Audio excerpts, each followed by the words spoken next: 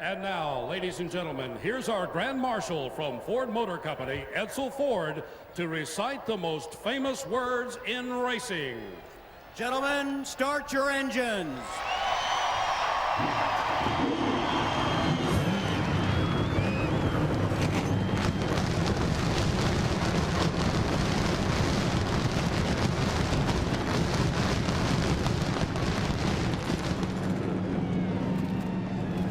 5 drivers, 400 miles, 1 championship trophy. The green flag for the Ford 400 is next. You're watching NASCAR on NBC.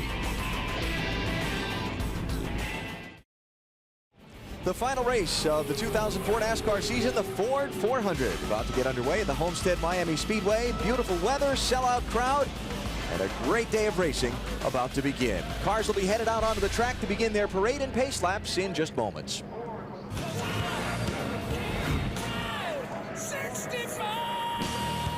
Budweiser, the official beer of NASCAR, proud to sponsor the Budweiser Pole Award, given to the fastest qualifier at each NASCAR Nextel Cup Series race. How about Kurt Busch? What a statement Friday, winning his first pole in 2 years when it would have been easier to play it safe.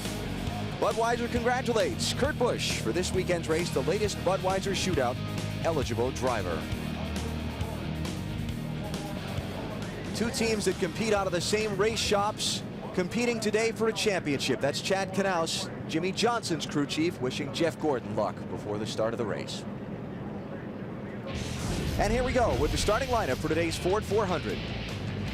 Kurt Busch, championship leader on the pole. On the outside is Greg Biffle. And that's a statement. He did that on the second lap, which is tough to do. And like you said, Alan, that he went out and did that, put it on the line, and that's impressive. Yeah, how easy to crash a car on a qualifying lap when you're hanging it out, right?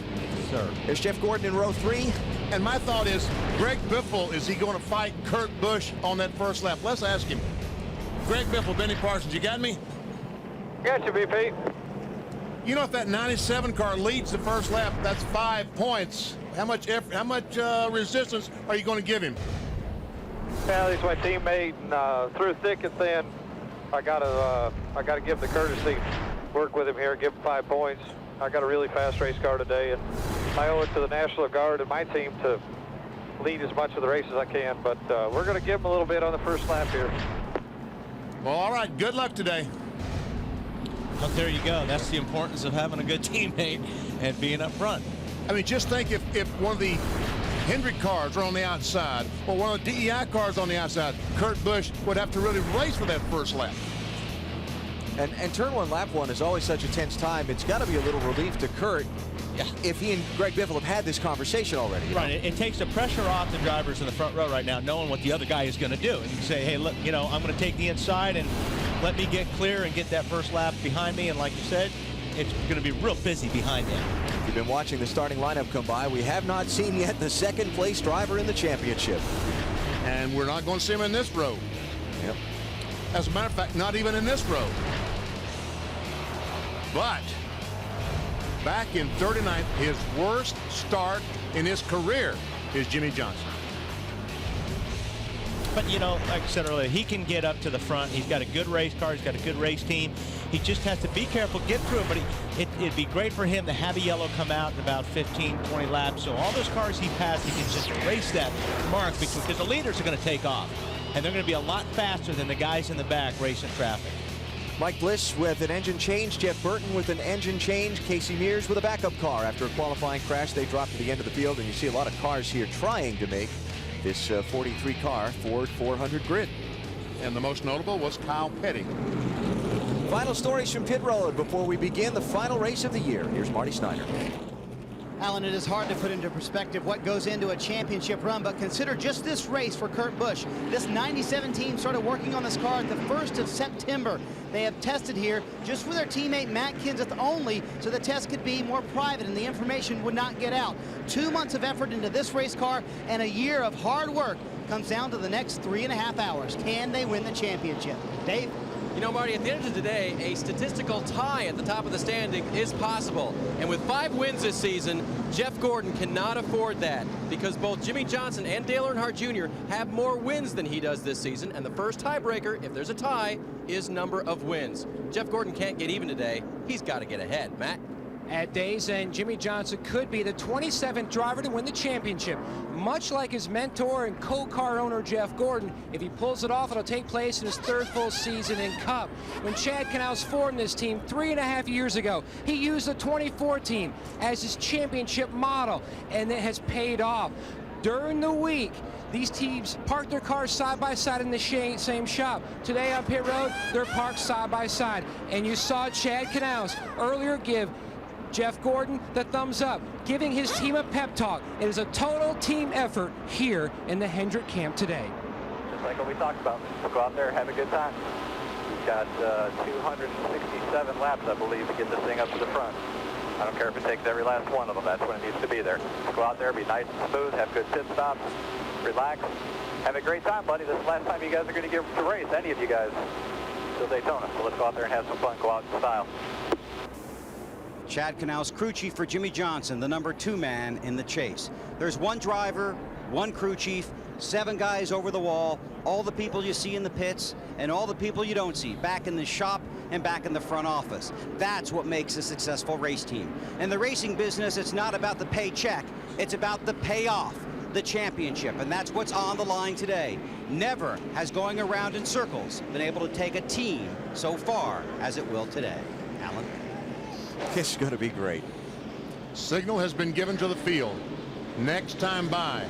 Now, one story we want to update you on that involves one of the championship eligible drivers, Dale Earnhardt Jr.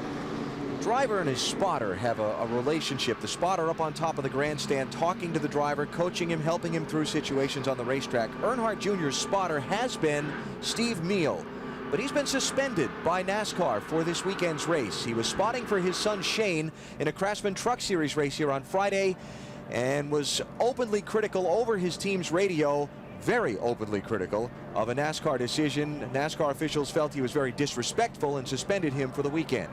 So Danny Culler, the longtime spotter in NASCAR Nextel Cup racing, has stepped in. He has spotted for Dale Earnhardt. He has spotted for Kerry Earnhardt, and he's very proud now that he is today will make all 3 Earnhardts he is spotted for. So that's one story involving Dale Earnhardt Jr. Check out NBCSports.com while you're watching the race today. BP will look at the mental challenge Kurt Busch must overcome if he's to win the championship today. And I've made up a little cheat sheet you can keep with you. Some of the things I've got in front of me on the best and worst possible point finishes that all the top 10 drivers can have, and some other numbers on the day like the tiebreakers and so on. NBCSports.com. All the things I talked about, they're past Kurt Busch. All he's got to worry about right now is to try to win the race. Okay, so you can still go get my cheat sheet. Oh, yes. Okay. Yeah, but you did the math on that, so what good is that? I had somebody double check it, okay? Yeah. Well, here we go. Bet there's more than a few butterflies in those race cars right now. But this is what they've been waiting for. They want to get this thing going. As soon as that green flag drops, butterflies will be gone.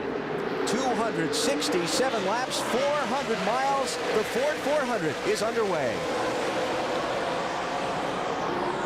And there you see Greg Biffle giving the 97 car plenty of room getting into turn 1. Uh-oh, we got trouble already in turn 1. Cars in the wall. It's toward the back of the field. Was Jimmie Johnson in it? It's Mike Bliss. And is that Hermie Sadler in the 0-2? Yes, it is. Jimmie Johnson got through. Wow. Well, there's one lucky episode he got through. Mike Bliss and Hermie Sadler were at the back of the grid. This was almost at the very tail end of the field.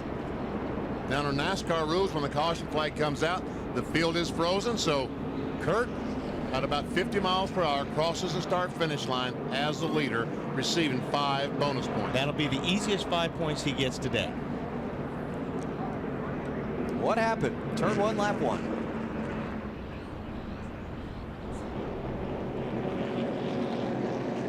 It's Bliss coming at you left of the screen.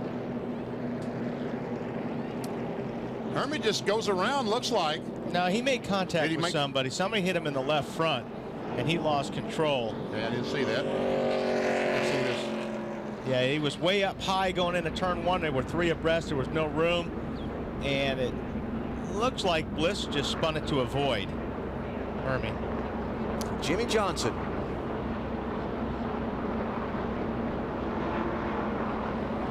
Oh.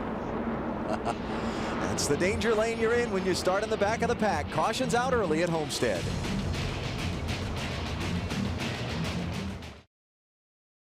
was on Friday. It's a pretty good deal, huh? Come to the race, get a new truck. And he looked like a truck driver, didn't he? Yes, sir. You didn't get one? No, I didn't get one. No. I got one. I look like a truck driver, but I didn't get one. Pace cars off, going back green with Kurt Busch the leader as we start lap 4. Greg Biffle, Ryan Newman, Casey Kane, Jeff Gordon, the rest of the top 5. Difference is now it's a single file restart instead of the double file start. But Jimmy Johnson's even further back from the leader right now because it's single file.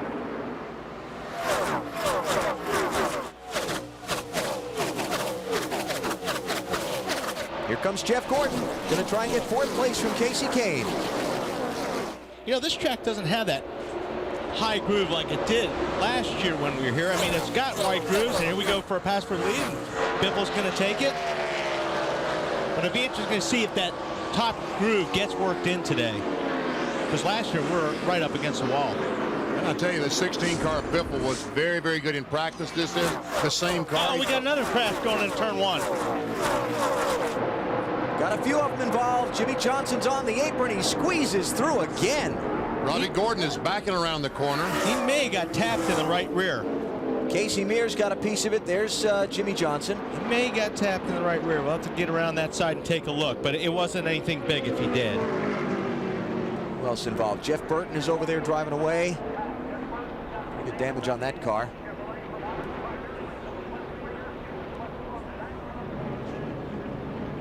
Jeff Gordon moved up to the 4th position.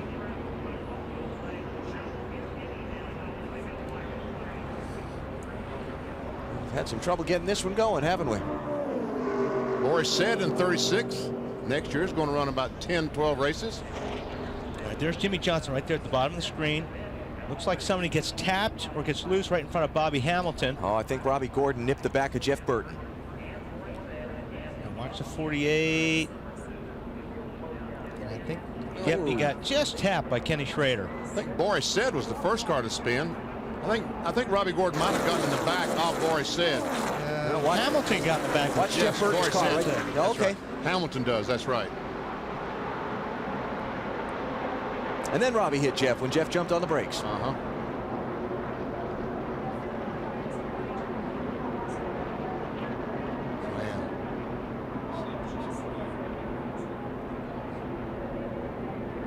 Wow.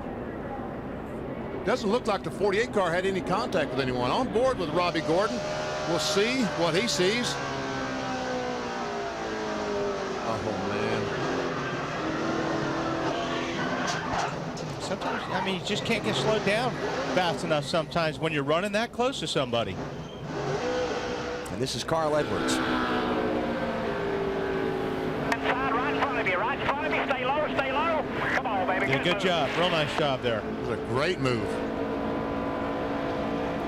Bill? Well, Jimmy Johnson preparing to come down pit road. This would be his 2nd stop. He stopped under the earlier caution to top off with fuel. And they also made a chassis adjustment. And Wally and Benny, and you saw that, that looked like a big chassis adjustment. I asked crew chief Chad Knaus about that. He said they changed the wedge because of how hot it is. It's hotter than they thought it was going to be. Under an early caution here in the Ford 400 at Homestead, Florida. You're watching NASCAR on NBC.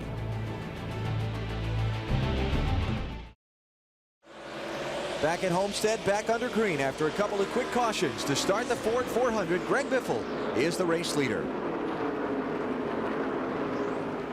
And just think how relieved that Kurt Busch is. He's seen 2 crashes already and has been way behind him. Unfortunately, the guy that's been back there, not too crazy about being back there. Kevin Jimmy Harvick Johnson. taking 7th place from Ricky Rudd, and here comes Jeff Gordon again. Heath Newman, the 12 car. That's for Got it. 3rd place. Now Kurt Busch sees that bright orange hood in his rearview mirror. That's sliding up there. Casey Kane. That's not a shock. Casey Kane just, of course, I don't think he wanted to be that high this early. Gave up a spot to Bobby Labonte. That's 5th place Bobby's into now. Casey back to 6th. Jimmy Johnson on pit road under this last caution. Bill?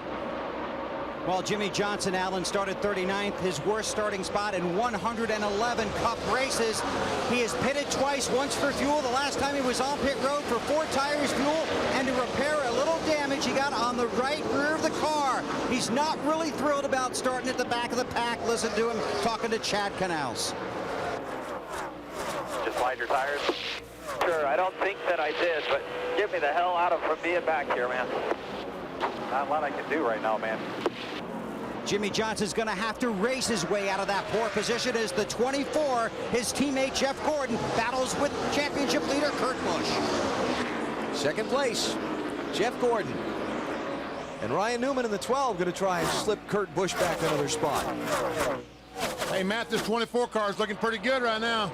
He sure is, BP. During the final practice session, Jeff came on the radio and said, I have a friction grind feel in the steering wheel. They changed everything, and I mean everything, under this race car in the chassis department, the steering box, the lower, the uppers, transmission, you name it. They changed everything, not taking a chance that they might miss something that could knock them out of this championship.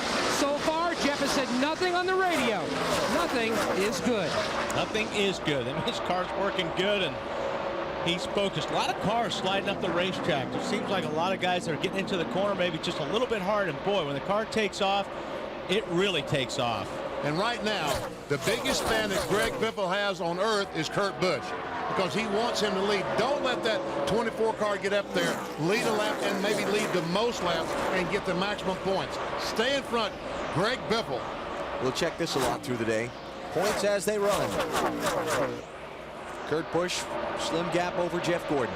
Now, if you're not familiar with the way that the points are passed out and the championship is awarded in NASCAR, there's a scale of points that goes down from 180 all the way down to 34. The winner of the race gets 180 points plus, obviously if he won, he led a lap, he gets 5 bonus points for leading a lap. Then it breaks down, second gets 170, then it's 5 points back to 6th, then 4 points per position 6th to 11th, then 3 points per position from 11th on down to 43rd, plus 1 more bonus. 5 points to the car, the team that leads the most laps. So the max a guy can get in the race is 190. The minimum is 34. Kurt Busch back to 4th place. Bill? Driving, not talking. That's probably a good sign. This is a brand new race car. They did test here. This is its first race.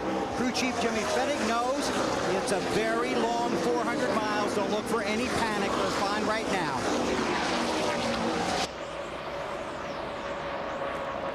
Kurt's state of mind throughout this weekend, it's been kind of hard to read. He seemed pretty calm on the outside, but I just can't, you can't believe he didn't have the big butterflies. No, you definitely have the big butterflies. The biggest problem in his situation is it's his to give away. Everybody else has got nothing to lose, and they can go for the win, and hey, go for it. But Kurt Busch has got it to give away, and that has got to be gut-wrenching. Bill?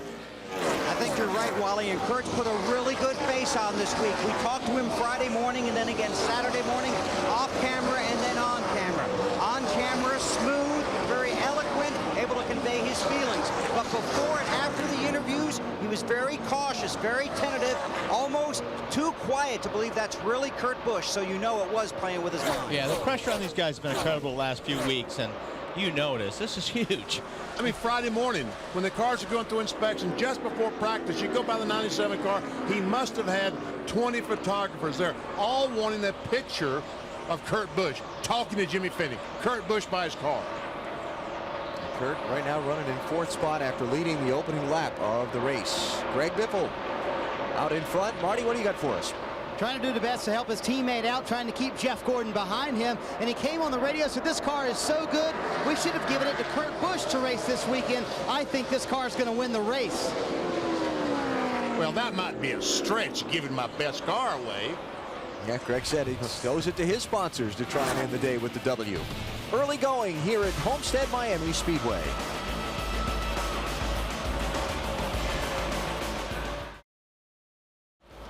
Homestead Miami Speedway and the Ford 400 approaching 50 miles, and Mark Martin's day had a big scare here a second ago. Well, you talked about it at the very opening of our show. Yeah, Mark got underneath. Who was that? Oh, Timmy McMurray got a little bit loose. Clear. And when he got right up next to that car, it really took the air off the back of the car. So he did a great job saving it, but that was a moment. Marty? BP or Wally, I'm sure you've been in that situation before, haven't you? Yeah, like every lap yesterday. Took Mark about a lap to catch his breath, and you could tell on the radio when he came back on, he said, I just about costed the whole thing right there, didn't I, guys? Well, he managed to save it, and he is fallen back to 16th place. Here's a guy that's just got it all going right now. Greg Biffle's opened up a huge lead. Yeah, about 2.5 seconds so far. Jimmy Johnson's been moving up. He's 21st, but the problem is he's 17 seconds back. This is where he needs a caution to erase all that time. Bill? And it's going to be interesting, Wally. I talked to his crew chief, Chad Knaus, this morning in the garage about their race strategy. He does not want to get out of sequence with the other championship contenders. He said 15, maybe 20 laps at the most, but he will not take a chance to put him out of sequence at a number greater than that. He wants to be on the same sequence as the other guys, so that could affect how they pick up positions here. But Bill, what did Chad say about maybe taking 2 tires in a situation like this if the caution comes out? Alan, there was a lot of talk about that, as you know, in the garage this morning. Guys watched the Busch race, and there was a big difference of opinion of whether you can take 2 or whether you cannot. I do not look for Chad to take 2 because just basically by his reputation and the way he's worked in the past, it's not something he's done a lot of. And I agree with you, Bill, because he has got a good race car right now. If he can pick up 3 or 4 more cars, it's better to just get in the pits, get on 4. He can drive that car to the front. Working on Jeremy Mayfield in the 19. That'll be for 20th place. And His Brian car Vickers is too, working very, very well. He's just lost a lot of time in traffic to the leaders because the leaders are open racetrack, and Jimmy's in traffic, and he can't lay down the lap times like a leader can. The advantage that Jimmy Johnson, all these 5 cars battling for the Nextel Cup championship today. When Jeremy Mayfield looks up in the mirror and sees the 48, or the spotter says the 48's right behind you, he's not going to race him today like he did yesterday and 10 races ago. Case in point, his teammate right there, the 25 car, he sees his teammate behind him. He knows the big picture, so he's not going to make it difficult for him to pass. So that's going to be 19th place that Jimmy Johnson looks to pick up on Brian Vickers there. And Vickers backed off a little bit early, allowing the 48 car to move up the race, giving the entire racetrack. Take any line you want to, Jimmy.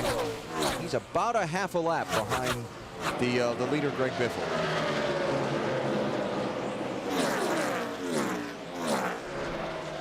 This is for 3rd place. And, you know, it looked like Kurt Busch might be in a little bit of trouble, but, hey, he's running about as fast as any of these cars right now.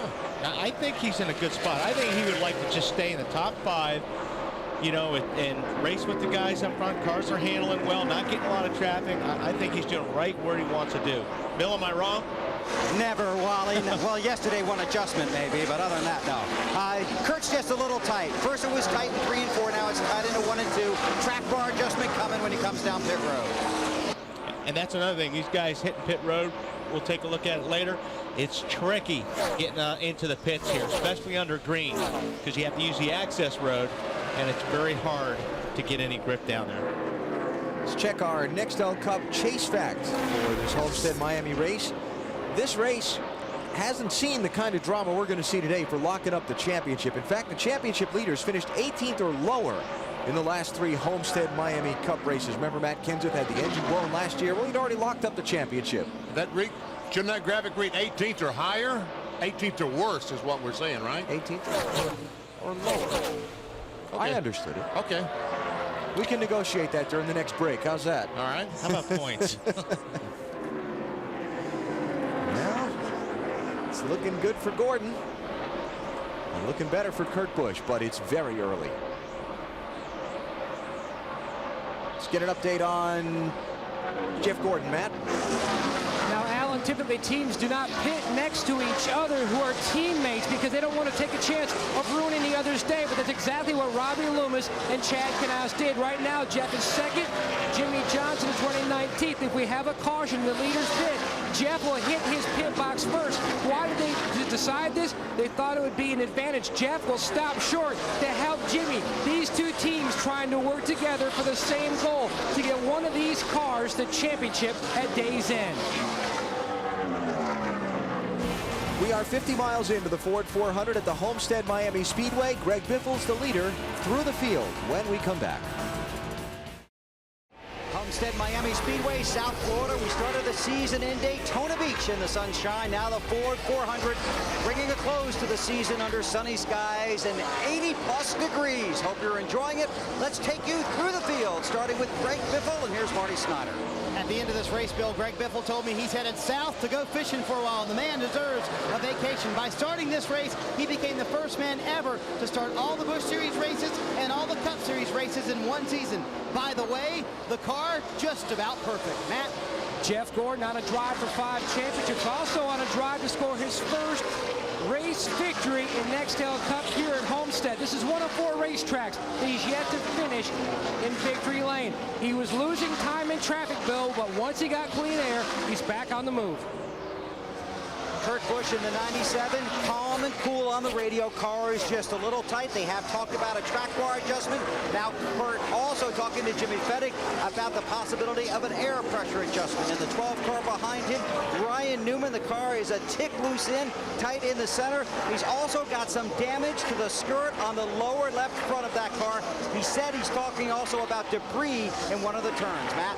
Bobby Labonte, winless in 2004. Like Kevin Harvick, his season took a turn for the worse at Fontana when he dropped out of the top 10 in the standings. He hasn't had a top 5 finish since June. Would love to finish out this season, Dave, on a very positive note with a strong run, possibly a win. Kevin Harvick currently running in the 6th position now. Started this race in the 9th position, has moved up. His car just a little bit loose right now. Remember, Kevin won the Busch race here yesterday. Momentum definitely counts for something. Tony Stewart, he hasn't moved much from his early starting position. His car just a little bit loose now, according to the driver.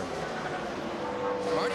Dave, Casey Kane continues his fantastic rookie season. He's finished 5th in the last 3 races. If he can do that today, he will break Ryan Newman's record for most top 5s in a rookie season. Car just a little bit tight right now. Rusty Wallace running his next to last NASCAR Nextel Cup season. Car a little bit too tight for Rusty Wallace, but he's been strong here late in the season with 3 top 11 finishes in the last 4 races. And Ricky Rudd's season has been revitalized since Michael McSwain came on board, currently running in the 10th position with a race car that is a little bit tight. Dave? Dale Earnhardt Jr. started this race 16th, moved up a few positions early on, wondered out loud to his crew, did we make the car too good, too quick? They've been struggling with this car this weekend, trying to bring it home to the championship. Marty? Dave, earlier this season at a team meeting, Elliott Sadler made spaghetti for the entire team. Now they want it every weekend because it was so supposedly so good. A little bit tight with a race car. This is the team that has not finished in the top 20 in the last 4 races. They want to finish strong today. Mark Martin, the 5th place man in the championship, says, I want scuffed tires on the next set. I believe the car will be better with scuffs. They started the race, obviously, with sticker tires, and he is the 5th place man in the championship, currently running in 13th. Mark, or Dave? Jamie McMurray, the guy who's locked up 11th and the $1 million that goes along with it, currently running in a race car that he described as tight in turns 1 and 2. He wants a track bar adjustment on that car during the first pit stop. Brendan Gaughan with a good run, moving forward in the 77 from his starting position of 17th. He wants his car just a little bit tight, doesn't want a big adjustment on the first stop. Guys? Caution flag is out. There is debris, I thought I heard him say, on the back straightaway. Well, this is what Jimmy Johnson needed right here. Front straightaway, I'm sorry, there it is. Just below the flag stand. That looks like the piece off Ryan Newman's car. And so this is the 3rd yellow flag. And it is. And he's going to bring everybody to pit road. Oh, man. All right, guys. Pressure's on you now. I like what you were talking about earlier too, Wally. Big break for Jimmy Johnson. He's moved through the pack to 17th. Now his crew, who we know to be excellent, gets a chance to get him a couple more spots. I bet they do. Jimmy Fennick trying to get the lay of the land here to know how many pit boxes away to count his driver in. You always hear him on the radio, 5, 4, 3. And I tell you what, he doesn't have to look too far to see what the 48 car is doing, does he? Got an access road on the inside of the turns that they use to come into and off of pit road and rejoin the racetrack. That's where they are now. Yeah, that's great under yellow, but it gets pretty exciting when you got to make a green flag pit stop there. Yeah, because right now they're traveling about 45 miles per hour, which is pit road speed limit. And on the green flag, you can go as fast as you can, as you dare. That's better. Lap 49, first stops. Go ahead, Marty. Greg Biffle, your leader, says the car is pretty much perfect, just a little bit free. He said don't touch the chassis, though. It'll be 4 tires and no changes. Matt? Jeff Gordon's team waiting for Jeff to hit his marks in his pit box. He will stop short to allow the 48 to go around and have an easy entry and allow Jeff an easy exit. Going to make a wedge adjustment and air pressure adjustment. The car was extremely tight in the center of the corner, Bill. Kurt Busch in the 97 car, it's air pressure and a track bar adjustment. The car is just a little too tight, doesn't turn as well as he wants. Looks like he won the race off of pit road. The 48 of Jimmie Johnson coming in later because it was so far back. Now the 48 leaving after the 4 tires and fuel. Let's check the camera we have at the scoring line at pit exit and see who won that race off pit road. Well, there comes Biffle, and there comes Busch. That was close. It was close, but Biffle was the winner. That's the advantage of that first pit stall, and you earn that pit stall by qualifying on the pole. Dave, what's up with Junior? Dale Earnhardt Jr. told his crew, good off the corner, just need to fix the loose end and the tight in the middle. They made a track bar wedge and air pressure adjustment to help Junior. Greg Biffle holds the lead on the set of pit stops. Kurt Busch will come out second, Jeff Gordon third, Kevin Harvick fourth, and Ryan Newman will round out your top 5.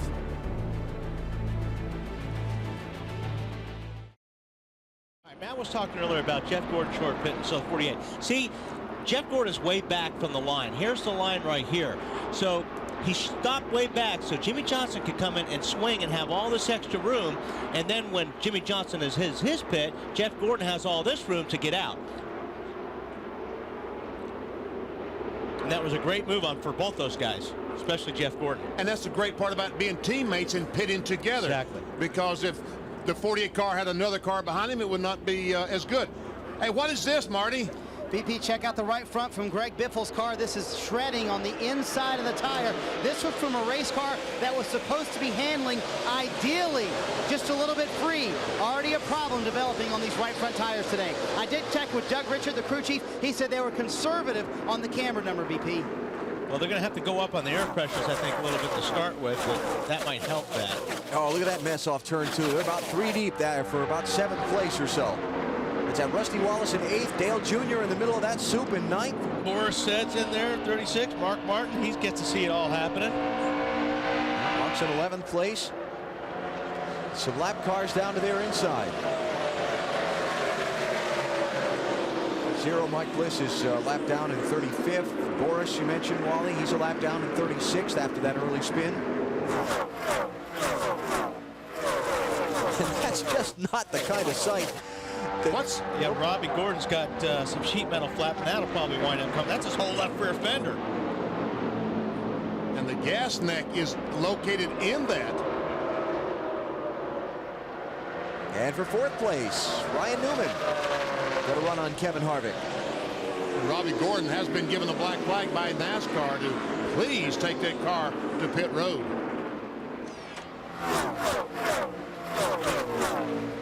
Do people wonder where debris cautions come from? Stuff like that. Good start. Yeah. So Ryan Newman up to 4th, ahead of Kevin Harvick, and now closing Tony Stewart. You see in the orange car.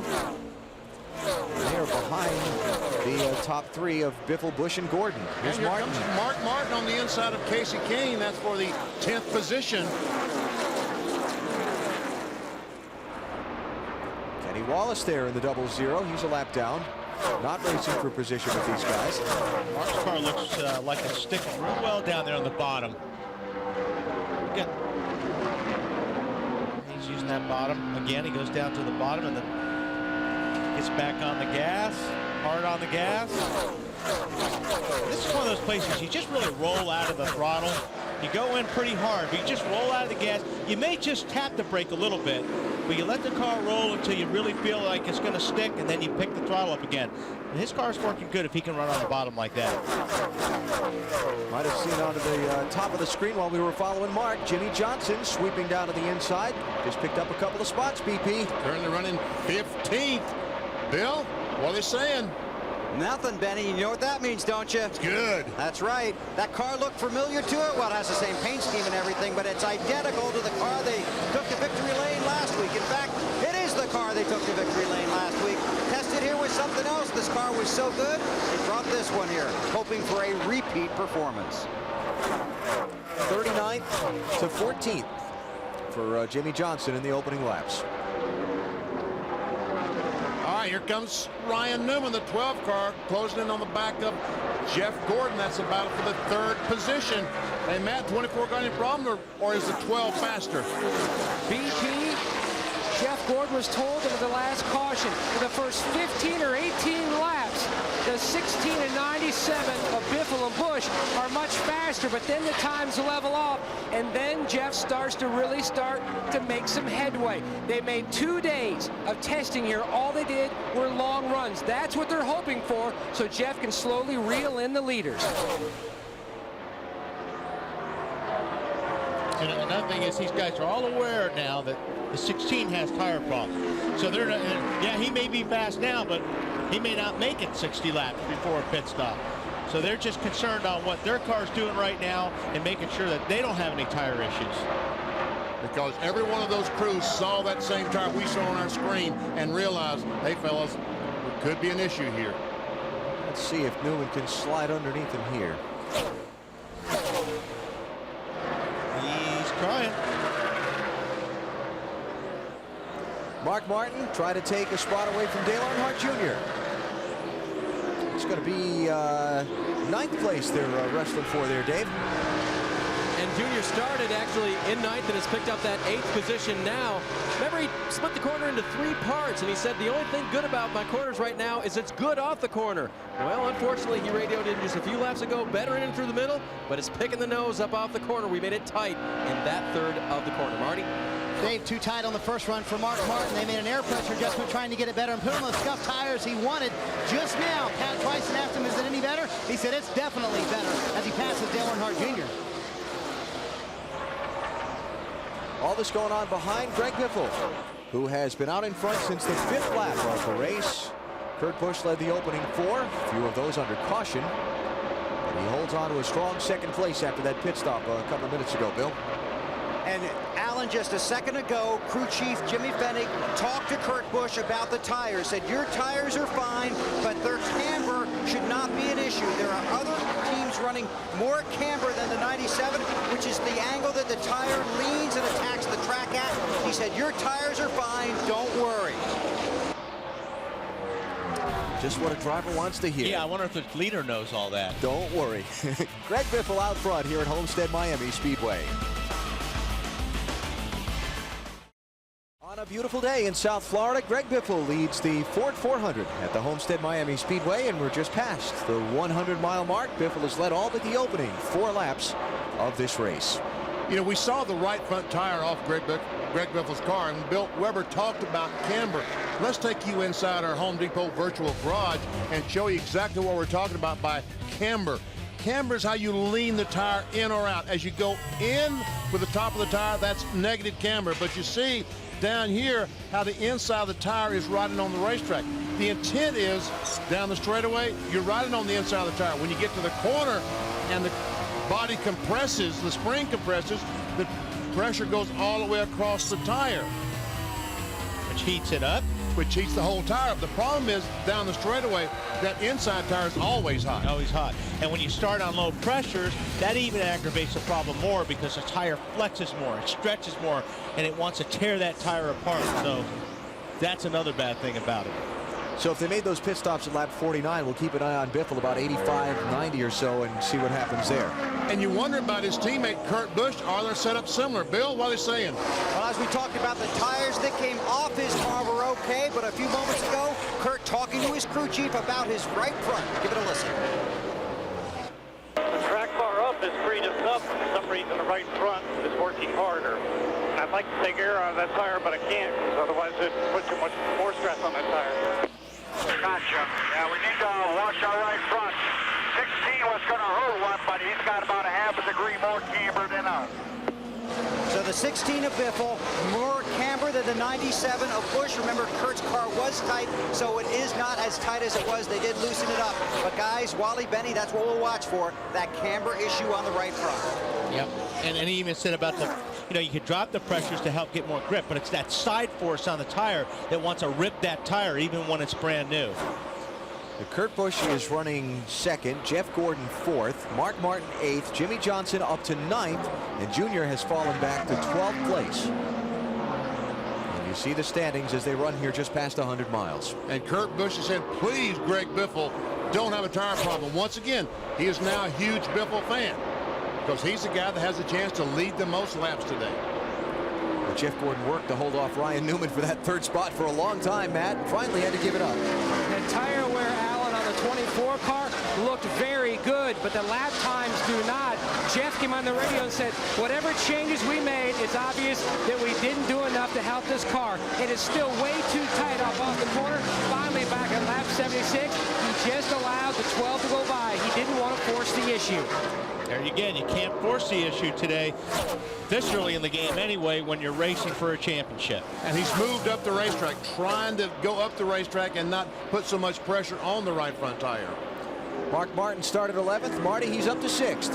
Check that, I'm sorry, he's up to 8th. Yeah, running well, though, Alan, and it's ran well early in the run, but now Mark said it's getting too tight. He told Pat Trice, listen, we got tight too early in this run. We have to free this car up. I can't be this tight, this long. This is not the car they tested here. Pat said maybe that was a mistake to bring this one, but this one has performed so well, finishing second at Atlanta and at Darlington. Bill?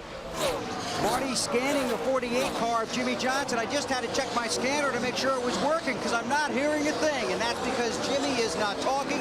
The only thing on that radio, crew chief Chad Knaus calling out lap times. Johnson continues his march to the front from 39th. Dave. Bill, Junior's team not calling out anything. Very, very, very quiet on the radio, and that's how Junior likes it. The only conversation is from him, and it's not good. Last time he radioed in on lap 87, four-wheel slide, won't turn in the middle or off the corner. Not happy with the race car. Did you see that progression of the 48 car of Jimmie Johnson? Wow, was that impressive. Yeah. And now he's in a position where he's running in the top 10. The cars are good. He doesn't have to race in the track. He's much happier right now than he was about 50 laps ago. There's Jimmy, who has had a lot of success on 1.5 mile speedways this year. This Homestead track, 1.5 miles. Jimmy has won 3 of the 8 races on a 1.5 mile track so far this year. That's a pretty good record. Yeah, I would say. Chad Knaus, the crew chief, watches as he goes by. About 4 laps, 5 laps, and then neutraled up, and now I'm tight like I was first run. And when he's talking about how the car starts out loose, like we talked about. Normally that's what happens, and then it goes to neutral, and as the fuel burns off, the car's not turning well. It's tight. What they'll try to fix is they'll try to get that car neutral for a longer period of time. Last lap, Jimmie Johnson turned the fastest lap of everyone on the racetrack. He's in 9th, though, 8 seconds behind leader Greg Biffle. It's the Ford 400 for the NASCAR Nextel Cup Series from the Homestead Miami Speedway in South Florida. The final race at the end of the day today. They'll pass out the championship trophy. Greg Biffle is out in front, as he has been for all but the first 4 laps of this race. He's got 2.5 seconds on his teammate Kurt Busch. See the 23 car of Shane Meal about to be lapped, and guess what? Jimmie Johnson, his 48 car, continues to go towards the front as he goes by Rusty Wallace. Bill? Car's been good, Benny. Jimmy's report that it was neutral at the beginning a couple of laps ago. He said it is starting to tighten up a little bit, and that is the general consensus among these guys down here on pit road. The longer you go, the tighter it gets. There's a good segue as Jimmie Johnson makes a terrific come from the back run today to our Singular Wireless Race Talk poll, which has to do with best comebacks of 2004. Remember Jeremy Mayfield clinching his spot in the chase for the championship at Richmond, or Jeff Gordon in the turn 1 lap 1 thing, and then the crash with Rusty Wallace and coming back to finish second in Charlotte? Or Jimmie Johnson's 4 wins in 5 races in the chase, or Kurt Busch coming back from the turn 1 lap 1 thing, for the top 5 finish at Charlotte? Give us a vote. Pretty good. Yeah. All pretty good. And this one. Yeah, this is going to be a good one too, possibly. Yeah. Johnson started 39th today. He's up to 7th. Burns, what's going on? Bad vibration for Dale Jarrett. Heartbreaker, right rear, they think now on the 88 car. He'd moved his way all the way up to 13th after starting in the back of the pack. They're going to change all four just to make sure, but a quick on and off pit road under green for Dale Jarrett. Under green and a little bit out of sequence. That may come around to bite him. And Jarrett had a good run going. Yeah, sure did, BP. Started in 27th, and he was up to 13th, about 13th place. Kevin Harvick trying to make a move on Jeff Gordon. That's going to be for 4th, Wally. And Gordon, you know, fighting that car a little bit. Harvick, if he can stay down on that low groove, similar to what Ryan Newman did, he'll eventually pass the 24 car, because if the 24 car is tight, he's not going to really be able to hold off Kevin. See, Kevin can run a lot lower, so he'll wear him out here, or you know, Jeff may just say go. Can't hold up. And that's what he did. He pointed out the window. Jeff just pointed his hand out the window. Kevin, go ahead. Go to my left. Kevin not one of the guys chasing the championship here today, and a lot of the focus in the build-up to the race, obviously, and deservedly so, is on the guys racing for the big trophy. What about the guys that aren't in the championship? What are they racing for today? Well, it's trying to get yourself going for next season. There's a big momentum value in this sport, and somebody like Kevin Harvick that really hasn't had the kind of season he wants this year, he could do a lot for his team this winter by winning today. And it's a great race team, and Childress Racing is used to winning races, so yeah, you always want to finish off the year on a high note. And so this is a real important race for everybody in the field, and believe me, everybody in this race, even the guys in the back, are racing as hard as the guys are in front. They're trying to make it happen for the team and sponsors. Hey, you're the winner for the next 2.5 months. Like it when it works that way, right? Here are the standings as they run. Kurt Busch's lead, 41 points over Jeff Gordon, who's in 5th. Jimmie Johnson in 7th, now 47 points back. Kurt Busch says today is the opportunity you dream of, and he hopes to take advantage of. The 26-year-old from Las Vegas, Nevada, trying to lock up his first Nextel Cup championship. Kurt Busch. Right front flat, you heard it from the man, Kurt Busch. And he's on the apron of the racetrack, Kurt. Not too fast because you can't control it. Bill? Spotter tells the crew, coming to you just as fast as you can blink your eye. Oh, and he loses the wheel. Wow. Or loses the tire. And he just missed clobbering the end of that wall. That's going to be a caution. That's actually good luck for him. Long way to go, though, to get to his pit stall, the #1 stall, all the way at the end of pit road. They are ready for him. They are on the wall. That's the wheel in there, isn't it? Did the lug nuts come off? It looks like the whole wheel came off. And they're grinding that suspension, dragging it down the pit lane while he's running there. Let's see what comes off. The center. There's the center. He just took off with the wheel.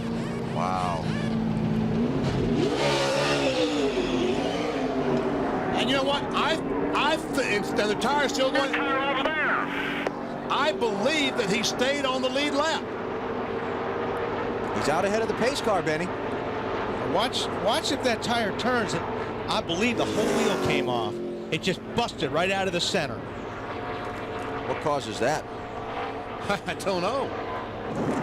There you go. Yeah, the center is gone. What normally causes that is loose lug nuts, the thing working back and forth. But he never complained about a vibration. That is really strange. And he did stay on the lead lap. Wonder what damage he might have done with all that stuff dragging down pit road, though. Brake rotors. Yeah, you got tie rod ends. There's a lot of things. Exactly. You got a big, heavy race car that's just grinding all those pieces as you're trying to work your way into the pits. On the lead lap, you can pit this time. So now Kurt's back in 28th place, and there's the championship picture all of a sudden. Hey, we've been saying it all along. It can change at any second. Blow, dude. I just had that feeling. It was vibrating in here. Okay, there he did say it was vibrating. Loose, but it had. So he did notice it. I think loose lug nuts was the culprit there. That's when he talked about, remember when he went back out after they pitted, that's when he talked about, I don't like the way the right front feels. Wow. Here they come to pit road. Stops at lap 94, Marty. Your leader, Greg Biffle-Allen, said maybe we can free it up a little bit on this stop. He will be top of your screen. What they're going to do is a ½ pound out of the left rear tire and a ½ pound of wedge. 4 tires, small changes for the 16 team. They're very happy, just a little bit tight. Matt? Jeff Gordon had to pull around the 12 of Newman. You can see the orange tape on the pit box. That was where they put the sign to help the 48, 4 feet back from where they normally have it. Track bar and wedge to help the tightness, Bill. 48 car just a little bit tight. Kurt Busch pulls way up in his pit stall. That will help Jimmie Johnson, who's pitted behind him.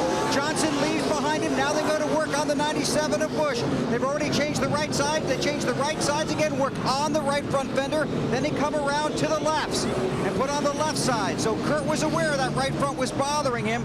Then it went. Now they pull the fender, the sheet metal away from that right front tire. Kurt very calm, very patient on the radio. They're going to try and beat it out with a hammer. They've got a tape bandage ready to slap it up there on the right front if they need it. They want to make sure that sheet metal is not rubbing against that tire when he goes back out on the racetrack.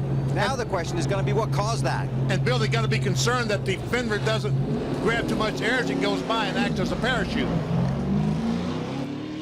So the first exclamation point moment on this day in the chase for the championship. Kurt Busch, lap 91. His right front tire, the wheel breaks. He narrowly misses the end of pit road, but he is still on the lead lap.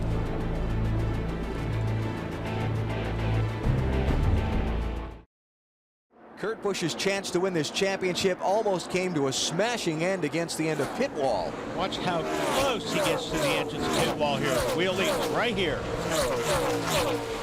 What was it? A foot? No more than a foot. I would say inches on that one. I'll bet the under there. Yeah. Man. But Kurt stayed on the lead lap. He's back in 28th place with a chance to rally. It's not over. He's just got a hole to dig out of.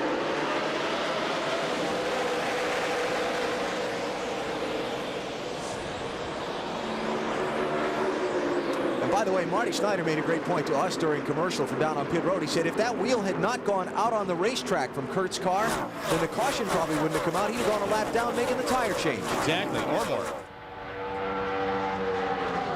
I guess now the question is how much damage? That's the key. How much damage has he done? Is the car still driving as well as it did before the tire came off?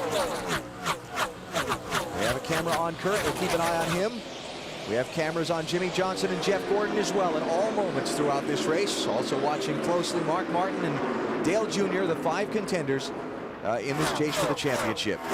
Gordon lost a little bit of ground just before that last caution. Now he's got some ground to make up if they successfully adjusted that car. Making some up right there. Just went past Harvick. So to put Gordon to 4th, Tony Stewart to 3rd. And Jeff Gordon, that 24 car, just closes in right on the back bumper of Tony Stewart.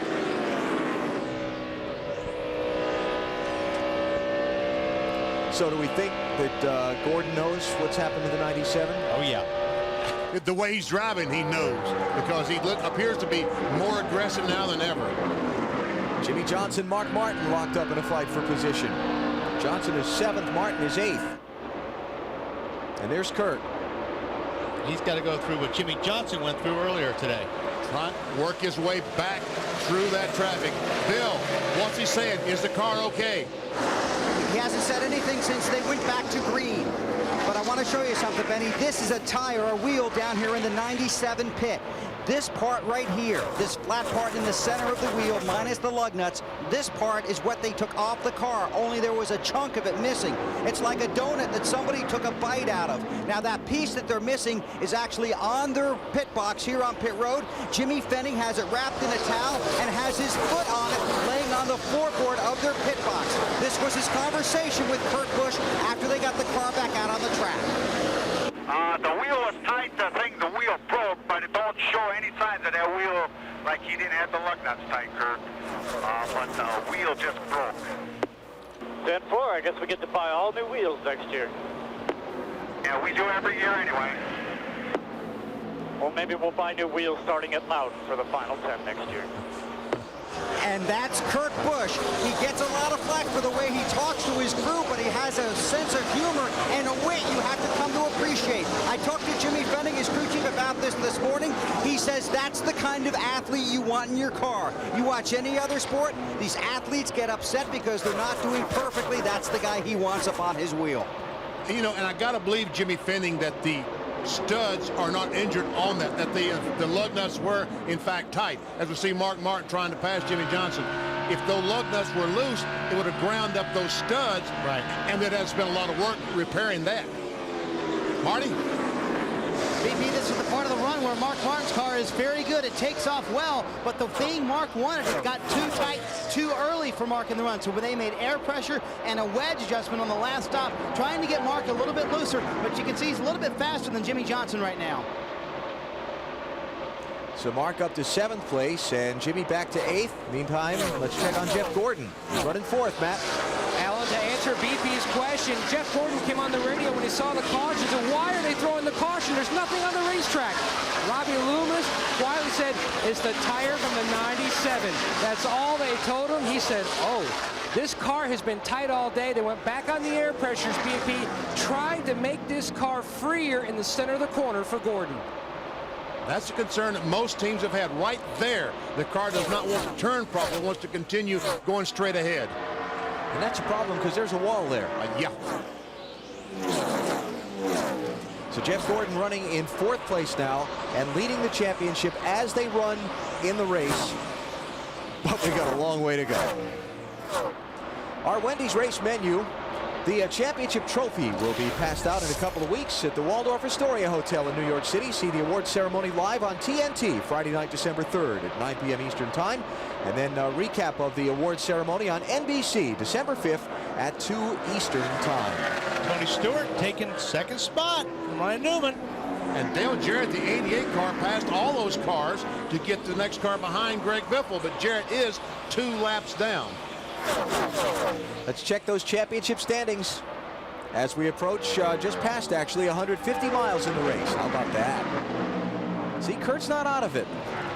He's got a lot of time to try and get back to the front as well. The drama's going to build to this one right until the very last lap. Greg Biffle leads.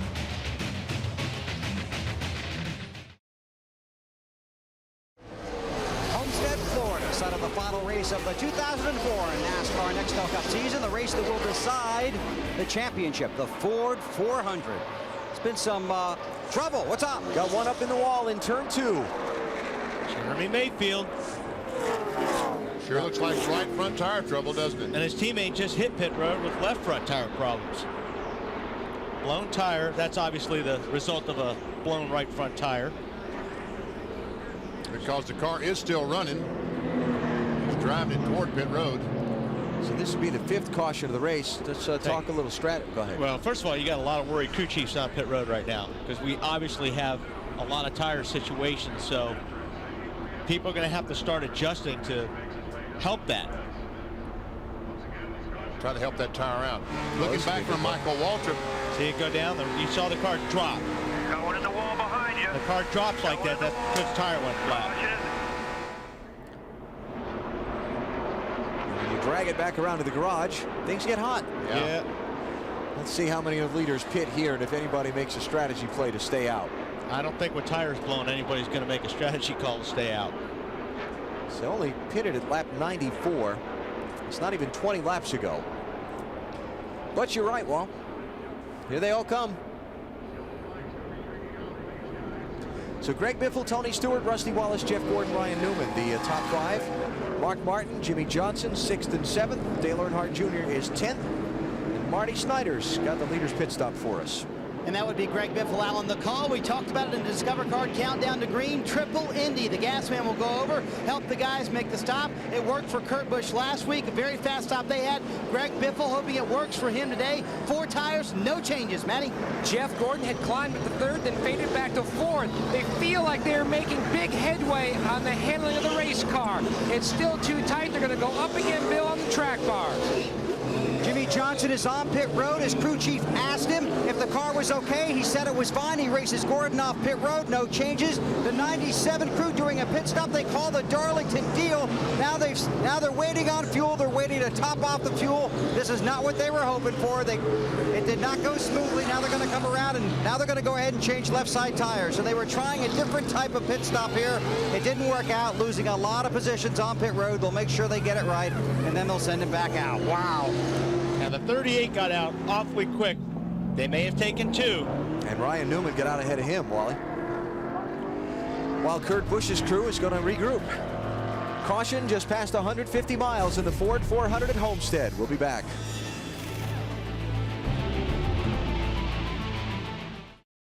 On the Discover Card Countdown to Green before this race, we talked about passion, performance, and perfection. If you weren't perfect, you probably weren't going to take home the Nextel Cup. The last pit stop for the 97 car was far from perfect. It worked last week, not this week, and Kurt Busch, the driver of that car, not pleased. Well, I'm really glad I worked up past those cars, Doug. All right, boys, it's like we took a provisional. There are no mistakes from here on out. We are starting in the back, and we have to work our way forward just as we had a provisional, and it's a shorter race. Hit your marks. Know what you're doing. Focus. Crew Chief Jimmy Fennig got on the radio after that, said 150 to go, guys. That's our race. Benny, they tried this last week. It worked, but not today. What they're trying to do is let the gas man help the right front tire changer. He takes the tire off. But the left side, now there's some confusion. It was like it was a two-tire stop, and the gas man finally gets back around to the rear of the car and puts some fuel in it. So I'm confused, Bill, as to exactly what they were trying to do there. What they were trying to do, Benny, 4-tire stop, get the right sides done, then come back, do the left sides because they didn't need all that fuel, but then it just didn't work out as they had orchestrated. They called it the Darlington stop. That's what Jimmy said as Kurt was coming down pit road. I got you. Well, you can certainly hear the frustration in Kurt Busch's voice in that deal. I mean, he's just, where's that coming from? Those clouds overhead. You lived in Florida for a time. You know what those little showers can be like when they pass overhead, right? Just passing, just passing. That's right.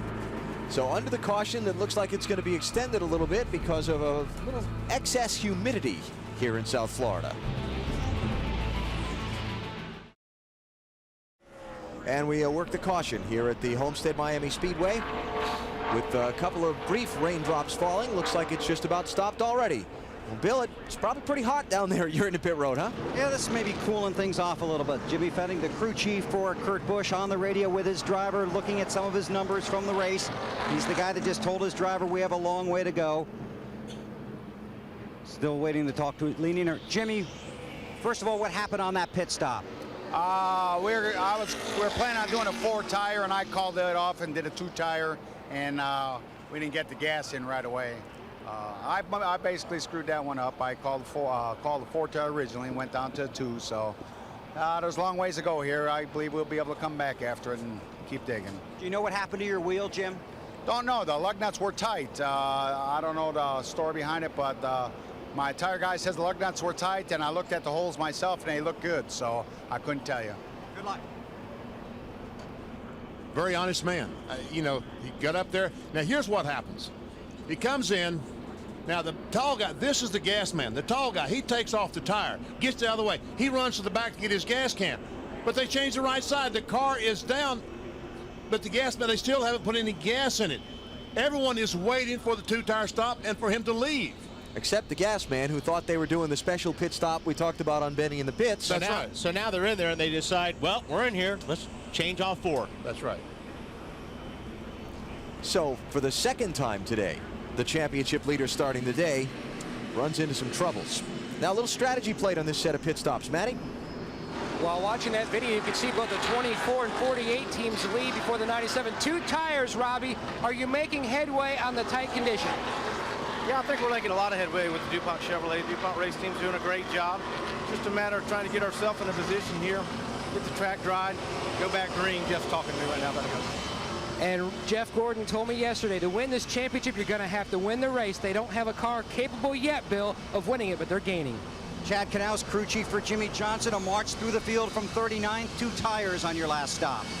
Yeah, we just wanted to make sure we maintained our track position. You know, obviously it's pretty important here. We were back there in the back, and man, it was a melee back there. People crashing, running into one another. You know, 29 bouncing off us going down the front straightaway. It was a disaster out there. So we wanted to make sure we maintained the track position. Let Jimmy stay up there. Next pit stop, obviously, we'll get 4 tires and everything will be back on schedule. You said you'd come to the front, and you have. Did I say that? This morning when we were talking. Yeah, I felt like we had a really good race car yesterday in happy hour, and we're not as fast as the 16 just yet, but we're getting closer. Good luck. Thank you. David. Tony Eury Jr., car chief for Dale Earnhardt Jr. Okay, he said way better in, Still tight in the center. Do you think you fixed it? Oh, yeah, we decided yesterday we just make small gains today. The car's getting better and better, and we took 4 here. A lot of guys took 2, so maybe we'll see if tires are an advantage for the end of the race right here. But all in all, we're pretty happy. We ain't been that great on these kind of tracks, and it looks like we got a top 10 car right now. Thanks, Tony. Marty? Dave, Mark Martin started 11th. He runs 11th. You've had a tight race car all day long. Pat Tryson, have you gotten it any better? Yeah, we've gotten a little better each run. The Viagra Ford Taurus to start off a little too tight, and freed up a little bit more this run. So last run was pretty good, just need a little bit more. So hopefully we got it pretty close right now. That's it for me. It was a no-brainer. 4 tires on that stop all the way. Alan?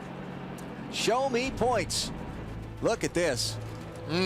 2 between Gordon and Johnson. Busch 54 back now, and we're not quite halfway through the Ford 400. Jimmie Johnson able to get through. And Johnson had to dodge another one just 5 laps later. And this one got a little close for comfort. Yeah, Kenny Schrader gave him a little love tap in the right rear fender, but no damage. Mark Martin had a moment here. Got very loose. Saved it, though. Then Kurt Busch running in 3rd place at lap 91. Has the right front wheel brake. Actually, it broke off, and he almost ran into the end of pit wall. I checked that. He was running in 2nd at the time that happened. Then had a pit road problem a minute ago. And speaking of pit road problems, what's this? Jeff Gordon is on the access road coming to pit lane. Matt? Last time by, Jeff Gordon keyed the mic and said, look at my left rear tire. Does it look down to you? He says it feels a little funny. Robbie told him to drive the car back and forth to try to clean up the tires just to make sure that the sensation he was feeling was indeed a tire going down. They had Jimmie Johnson look at it. Jimmie reported back that it looked down to him, but he couldn't tell if it was low air pressure or if the tire was going down. They could not take a chance. Jeff Gordon on a drive for 5 championships. You saw how close the points were when we showed you the graphic of as they are running now. They're going to take a look. You can see how that left rear tire was indeed looking very down on pressure. This could actually be a huge break that this took place under caution versus 2 more or 3 more laps, and we've gone back to green, Bill. Nothing so dramatic for the 97. They're simply coming in to top off. They're also going to work on that right front that got some damage when that wheel broke. Kurt also said, if I'm coming in, make sure you clean the windshield. So they top it off with fuel, work on the right front fender, clean the windshield, and now 26-year-old Kurt Busch heads out on the track and will try and do what Jimmie Johnson did earlier, march through the field. That left rear did look low on the 24 car. I know we start with low pressures, but it looks flat. Now, they just changed right side tires on their pit stop before. That's right. It was used less than they had on the car, so they could not gamble on that. They had to come in. And what they were doing on the 97 car was trying to knock down the front air valence to get it closer to the racetrack. We were coming to the restart. They have waved that off and put the lights back on atop the Ford Mustang pace car. So we'll take a break here, come back for the resumption of the Ford 400. The chase for the championship, its final chapter today at Homestead Miami Speedway in South Florida. You ever read a book, and the closer you get to the end of the book, the more you keep turning pages faster and faster because you want to see how it ends? What I do is run to the back of the book and look at the last page. No, not today. Can't do that, no. We got to run each lap. We know how the NASCAR Busch Series Championship ended. It ended yesterday with Kevin Harvick winning the Ford 300 as we get our NASCAR Busch Series update. Stopped Jamie McMurray's bid for 3 straight wins by 1 spot. And you're looking at the Busch Series champion for 2004, Martin Truex's final margin over Kyle Busch, 230 points. Congratulations to Martin and his Chance 2 racing team. And Martin Truex will run about 7 Nextel Cup races next year, and then a full assault in 2006. Jeff Gordon way back in the pack after back in the 23rd spot after changing the left side tires. Matt, was it flat? BP, this is the left rear tire off Jeff Gordon's car. You can see how they've circled where the cut is. What they found, a small washer, BP, had gone into the tire, causing a leak. Jeff felt that sensation, and he is just so good. Why? He's a championship driver. Just like during final practice when he felt a friction with the car, vibration, they changed everything. He felt something wrong. Indeed, he was correct. Cut left rear tire. And you know what happens is when you come in for a 2-tire change, you come off the racetrack with hot tires. You get on the apron or the access road where all that garbage is, and something like that goes into that hot tire because his tires are soft, and that's where he picked it up because they only changed right sides. So now Jeff Gordon and Kurt Busch running back-to-back in 23rd and 24th places. Looks like everybody's getting their shot to come from the back in the championship race here. And these caution flag laps, this rain is not a good thing for Kurt Busch and Jeff Gordon. They need all the green flag racing they can get to work their way back to the front. Gordon's coming in again. We've got really nothing to lose. Top off the fuel, maybe. Have not gotten the one-to-go signal. There's another little rain shower peppered turn 3 a second ago. It's kind of a Florida thing. It's sunny on the front stretch, but you know, one good thing about the clouds is yesterday around 3:30, 4 o'clock, the sun going into turn 1 was brutal. But I don't think they're going to have that problem today. The glare was terrible. What are they doing to the 24, Matt? Already in the back of the pack, they're going to bring the car in again. They're going to pull a spring rubber out of the left rear. Mikey Atwell will take that tire off, will reach in, pull that spring rubber out, and they're going to top this car off with fuel as Jeff Gordon will have to start at the back and begin his drive for 5 here in Homestead. Who knows what we're going to see later on today. We've had some twists already in this one. They've waved this restart off a couple times, but it looks like we're getting serious here. Finally. So Ryan Newman, the leader, Elliott Sadler in second. Jimmie Johnson third. Jeff Gordon 24th. Kurt Busch 23rd. Dale Jr. 9th. Mark Martin 10th. That's where they're running in the race. You see Jimmie Johnson right now is 48-point lead, and he started 39th. Wow. But now, what Greg Biffle has got to do, he's currently in 4th position. Jimmie Johnson right in front of him.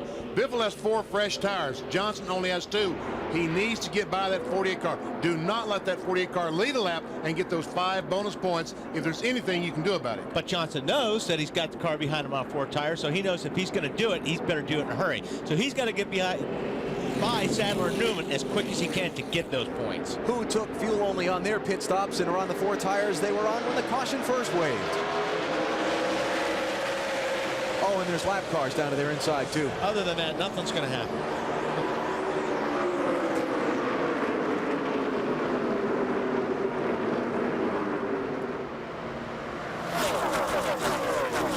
Orange car, there's Bobby Hamilton Jr., who is in 31st place, the first car 2 laps down. Oh, and there goes Biffle. Yeah. He's on the inside of the 48 car trying his best to get by Johnson. 4 tires. Marty. Wally under the caution as crew chief Doug Richard told him exactly what BP was talking about. Do whatever you can to keep the 48 from leading the lap. He said, I've got that covered. Also under the caution, he thought he might have had a right side tire that was left loose during the pit stop. They had his teammate check it out. He said, you know what? Let's just stay out and see what happens. Looks like it's pretty good right now.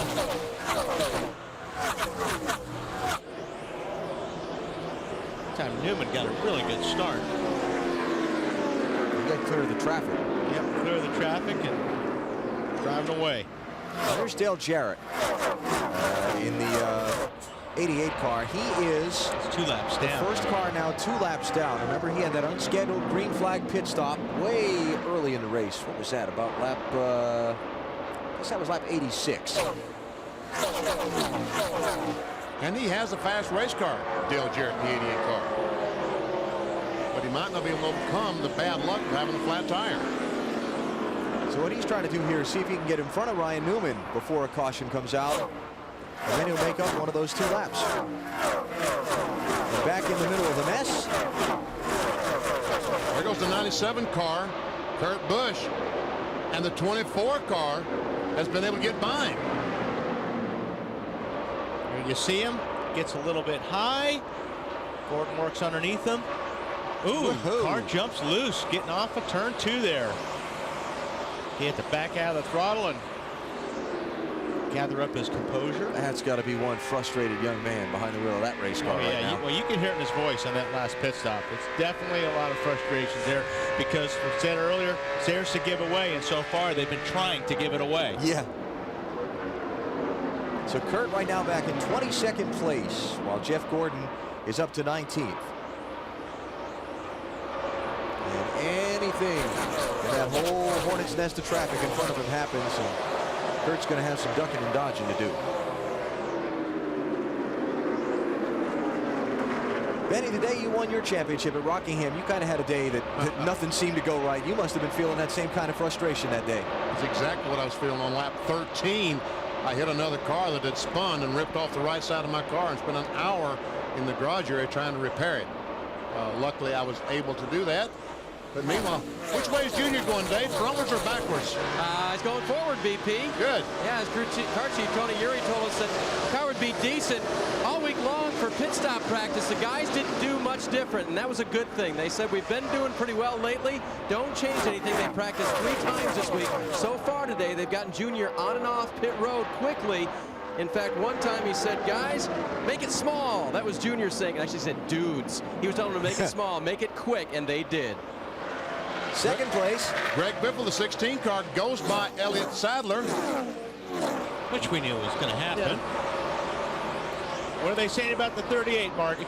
Well, Wally, I asked Todd Parrott why fuel only on the last stop. He said, you know, I think we have a really good race car. I just want to see what it does in clean air and if it can get out up front and run up those guys. And I believe it can. They've been tight for most of the afternoon long, but there went the 4 tires of Greg Biffle right past him. He said, I know we'll lose some spots. Just a question of how many we lose. Bill? Well, Marty, the 12 car of Ryan Newman started off a little loose, then it got tight in the center, then it went back to neutral. That's basically where it is now. Ryan saying the car is good. Fuel only on their last stop. No reason to make any changes. They left the tires on. Dale Jarrett is catching them. He may get one of those laps back. Ryan Newman started today 7th in the championship standings. He can finish as high as 6th or as low as 9th. Depending on how this day unfolds for him. And that's a pretty good piece of change. Separates those spots in the postseason payout. And 17 of Matt Kenseth. Left front flat. Left front tire is flat, and he slowed in front of all the cars, and somehow they missed him. Now, were those guys, they changed 4 or 2? They changed none. Fuel only on their stop. They did not change any. I don't know if you said that. I'm trying to listen to him on the radio as well, guys. Figure out what is wrong with this car. And it doesn't look like they were ready for that. Obviously, it was very quick for Matt to enter pit road. They'll now put on right side tires, make a 4-tire stop for Matt. Remember, he started this race 27th, had moved his way all the way up into the top 10, did not change tires on that last stop, and it may have been him. Wow, this is a long pit stop, Dave. Really confused. The front tire changer went to the right side. The left side tire changer, rear tire changer, I should say, went to the rear. Yeah. I went to the left side. Yeah. Like Dave said, you know, Matt only had his problem going into turn 3, and he got to them really quickly. So not a lot of time to make that call and get everybody on the same page, Dave. Alan, Matt just confessed on the radio, I was doing so much in traffic trying to drive the car, I could not get to you until I was in the middle of 3 and 4. And the 9 car also, Casey Kane had a flat tire, rear tire, and he made an unscheduled stop. And usually the spotter will say, hey, you know, we got a problem, we're coming in. By the way, Matt Kenseth's problem is going to get worse here. Because he entered the racetrack off of turn 4. He did not use the access road. See the 48 car going by Elliott Sadler, about of a 3rd spot. So just to zip up the Kenseth thing, that's a pass-through penalty. He has to come down pit road at the pit road speed limit. So he'll be 4 laps down when it's all said and done here. So Johnson 3rd, Gordon 16th, Busch 17th, Earnhardt Jr. 8th, Martin 10th. That's what the standings look like at the moment.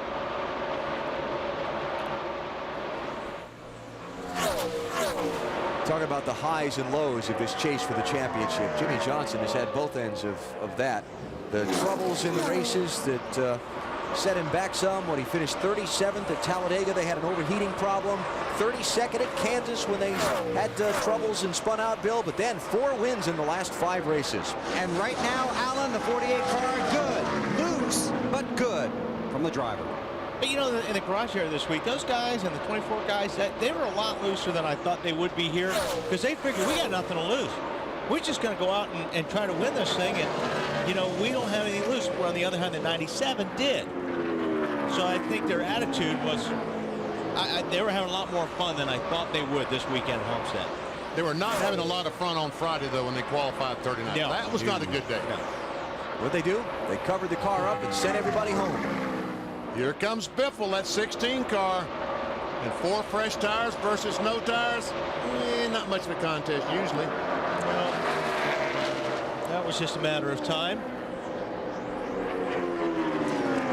Greg Biffle back to the point here at Homestead, Miami. Gave you our singular wireless race talk poll earlier, talking about great comebacks that we've seen this season. You voted. Oh, I agree with him for once. Well, how about that? That's what I was talking about. Johnson with those struggles at Talladega. Oh, we got one on the wall. One on the wall. It is Mike Bliss. Yellow flag with 1:21 to go. Well, that means they can all make it on one more stop. And 4 tires. Driver's side impact for the 0 car. He was glad to see that safer barrier in place.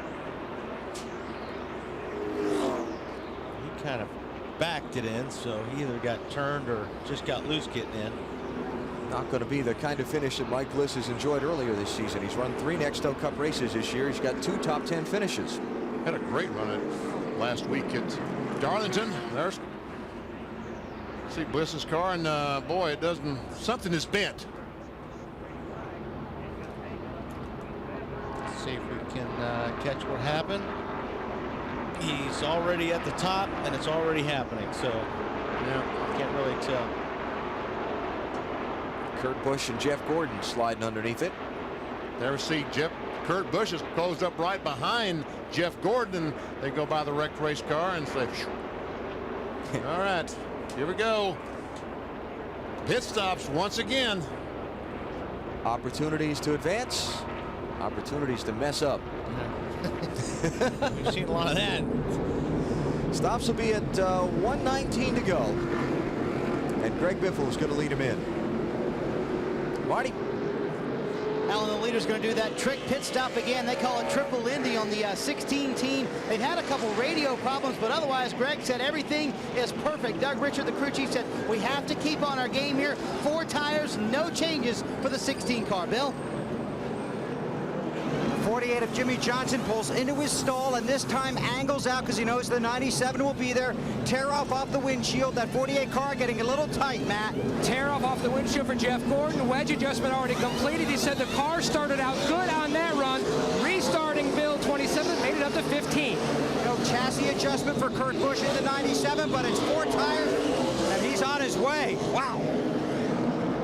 I don't know if Jeff Gordon or Kurt Busch won that battle off pit road. Wow, they're way back in traffic. Yeah, way back in traffic now. I saw Kevin Harvick get fuel only and Bobby Labonte get right side tires only. Tony Stewart beat the both of them off the pit lane, and I think he got fuel only, but I want to double check that down in the pit lane. Sort it out for you when we come back to South Florida.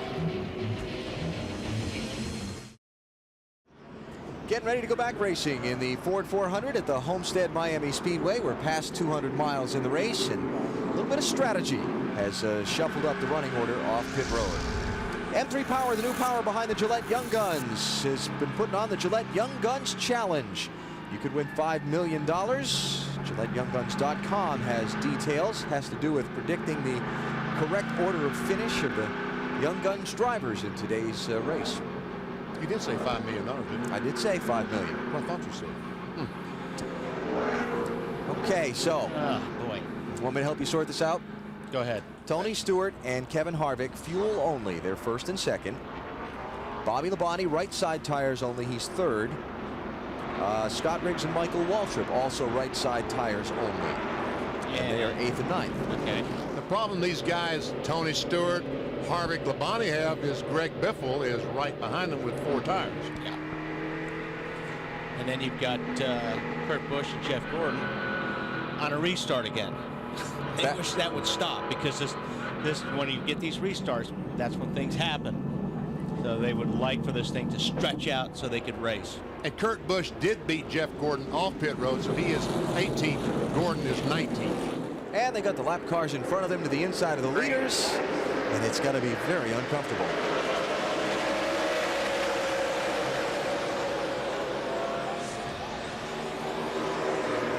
Here we go. See how Biffle's car sticks, goes right underneath Labonte already. He's not sliding back through the middle there. That's Ken Schrader. Had some troubles down there in the 49 car. Biffle's going to be leading this thing in probably about 3 laps. Ooh. Kevin Harvick got nudged by Matt Kenseth right at the head of the pack. Nice save, Harvick. Very nice save. Here comes Labonte down low. I don't know if I do that or not. Very nice, very wise decision Bobby made by applying the brakes with turn 1. And Gordon and Bush's spotters are up there holding their breath, just waiting to shout trouble. Yeah, exactly. Here you see Kenseth gets in there and just touches the left rear of the 29 car of Kevin Harvick, and that's all it takes when you're going this fast through corner at Homestead. Is that about 170 miles an hour? Yeah, there? and you're already on the edge. See, Kenseth is 3 laps down. All that trouble he had with the flat tire and having to come a pass-through penalty. He's 3 laps down as we see Junior and Carl Edwards in the 99 car. Jeff Gordon making it 3 wide there for a pass. Pass Carl Edwards. Hey, what's up with Junior here, huh? He's going straight backwards. What is up with Junior? He's Dave. Traffic issues, guys. He commented about another driver on the radio. Not sure who he meant with the nickname that he gave him. But car's a little free in. That's all Junior said, so no big deal. He restarted 12th, and he's back in 21st now. Wow, look at this. Oh, wow. Busy. They were 4 wide at the start-finish line. They finally filtered down to about 2 or 3, and Kurt Busch is right behind all this. Yep, Jeff Gordon's right there going, please let me get through this. With his breath, probably. Anxious moments for these guys because they want to get in front of it as fast as they can. Something happens in this mess and they get in it. They can throw their whole season away. Oh, there it goes. Whoops. 38 Elliott goes Sadler. Caution. Well, it was just going to happen. Just a matter of to whom. Yeah. So, 7th yellow flag is out. Elliott Sadler started this day in 9th place in the championship. Could have finished as high as 7th. Might finish as low as 10th. And I'll bet the low number. Oh, man, I'm telling you what. And this is what these guys can be careful. Although it happened right behind them, Elliott just got loose, getting up off a 4. That's Sterling. Sterling just missed him. 40 car. A lot of damage to that car. He hit that car, the wall, very hard. Probably knocked the rear over. And a lot of damage. Tell you what, though, for some of the accidents we've seen off turn 4 this weekend, that's kind of tame, yes. He got off with that one pretty light. But he's not very happy, I'll tell you that. One more look.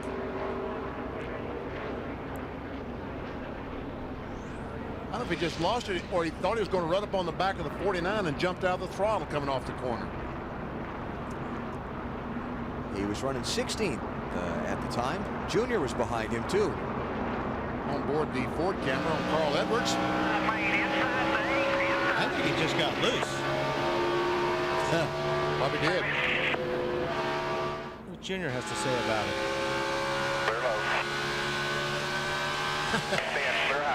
That's the way you like them to happen in front of you. Never backed off just the throttle. Disappear. Pit road's open. Don't see any of the leaders or championship contenders coming in, so we'll take a break. Stewart's the leader. You're watching NASCAR on NBC.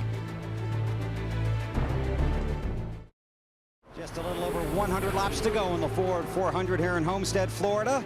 Field under caution. Now, a lot going on here, too. Take a look down here in the 48 pit of Jimmie Johnson. See all those tires? Well, if you need any, you should call them because they got a bunch of extras because they've been going down and getting them off the 5 car. 5 car goes out, scuffs them, brings them back. They take them off. They bring them down here. So if this race is like 1,000 miles long, they're going to have enough tires. But basically what they're going to try and do is match up the codes on those tires and put the best sets they can on the 48 car of Jimmie Johnson. Now, the tires on the 97 car of Kurt Busch could be another story. Had a problem with the wheel once already. Listen to this conversation a moment ago. Did you guys check all those wheels after we had that first problem? Yeah, all the wheels were looking good. Yeah, I got the same problem again with my right front, I believe. I mean, it's too hard to say. I don't know. You know, there's too much going on today. I say leave it. Just never mind. Just omit what I just said. After that conversation, his crew chief Jimmy Fenwick said, look, we've checked all the wheels. They all look fine. That's why they stayed out under this caution. So these championship contenders watching every inch of everything, trying to put themselves in a position for a shot here in the final 100 miles. Benny, there's even more stuff going on, isn't there? There really, you know, we talked about it at the very beginning of the show. Dale Earnhardt Jr. had a new spotter today, Danny Culler, and you know what? I think Jr. kind of likes what he has to say.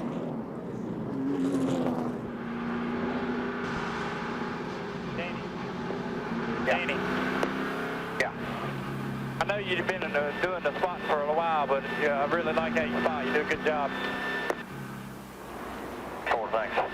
There he is. The guy with the red hat, Danny Culler. Spotted for his dad. I was going to say like father, like son, but father liked and son likes, I guess. How about the Coca-Cola Racing family? How they are faring today here at Homestead? Pretty good. Not too bad. Shabby at all.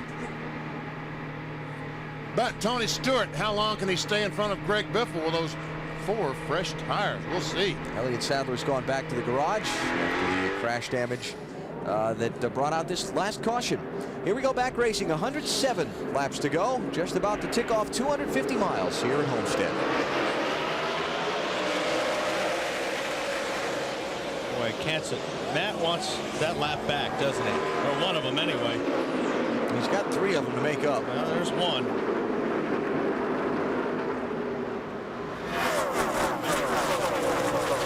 Kenza the flat tire under the green flag earlier and came down pit road directly off the track without using the access road. There's Gordon busting out of traffic back in line. 24 by the 97, down on the low line. And by the 1, and looking for more. And Weber, you know, these guys are probably feeling and hearing every little thing about those race cars now, aren't they? Absolutely. And in fact, just to follow up the tire story, a set from the 38, the Yates team, part of that Yates Roush engine package, just showed up in the 97 pit. Oh, man, look at that. Right in front of them both. And that was Mark Martin who just dove out behind the 0-1 car. And Gordon, no! Oh, man. Thank you, Joe. Yes, thank you, Joe is right. Because Joe gave him a lot of room right there. Did not have to. Oh, that's Casey Kane. The field scatters. Travis Kvapil to the inside wall. Oh! And the outside wall. And they got through another one. Holy cow. I'll tell you, Travis Kvapil in that 06 car, he turned that baby sideways, running about 180 miles an hour. See him moving around in the car. Yeah, window net's down. Letting the rescue guys know he's okay.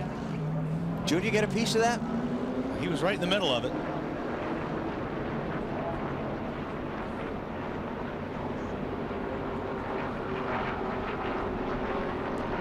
Car looks fairly clean right there. Well, let's see. There we see Jeff Gordon. Kurt Busch. Wow, they... What's it? And Junior just goes right above the 9 car. I don't think he had any damage. Oh, boy. That car wouldn't stop. Kvapil's.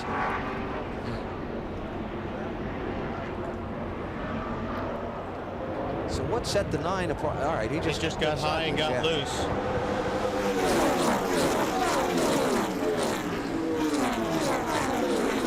Wow, look at him come across the racetrack. That's a scary part right there. When a car comes right back across the racetrack like that, oncoming traffic, it's very scary. Oh, that's why he got turned sideways. Back her down, back her down, back her down, back her down. Watch him now, watch him now. Stay out, stay out. On board Carl Edwards. Now watch the white car up on the right. Up. In front of you, slow it down, baby. Keep going, stay. Good job, good job. Bobby Hudson, the spotter for the 99. Here's our Kurt cam. There's Mark Martin there as well. 6 car. Had 3 of the contenders almost in a crash. These guys are hating restarts right now. You know they are.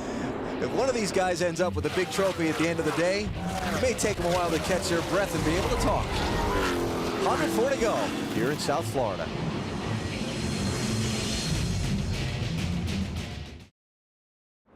Back at the Homestead Miami Speedway, still cleaning up from the most recent wreck near a restart, which has been a pattern lately. Dale Earnhardt Jr. got into the back of Travis Kvapil and turned him around accidentally as they were checking up for that wreck. He had his crew come in and take a look at the front of the car. You can see the hood pushed down a little bit, and then just above the screen pushed in a little bit as well. So far, they don't think it will affect the radiator. The cooling on the car should be fine. They came and made a 4-tire stop, made no changes to Junior's chassis. Well, if they were tight before, that may even help them, because I bet you that helps the front, pin the front of the car. So what do the standings look like now?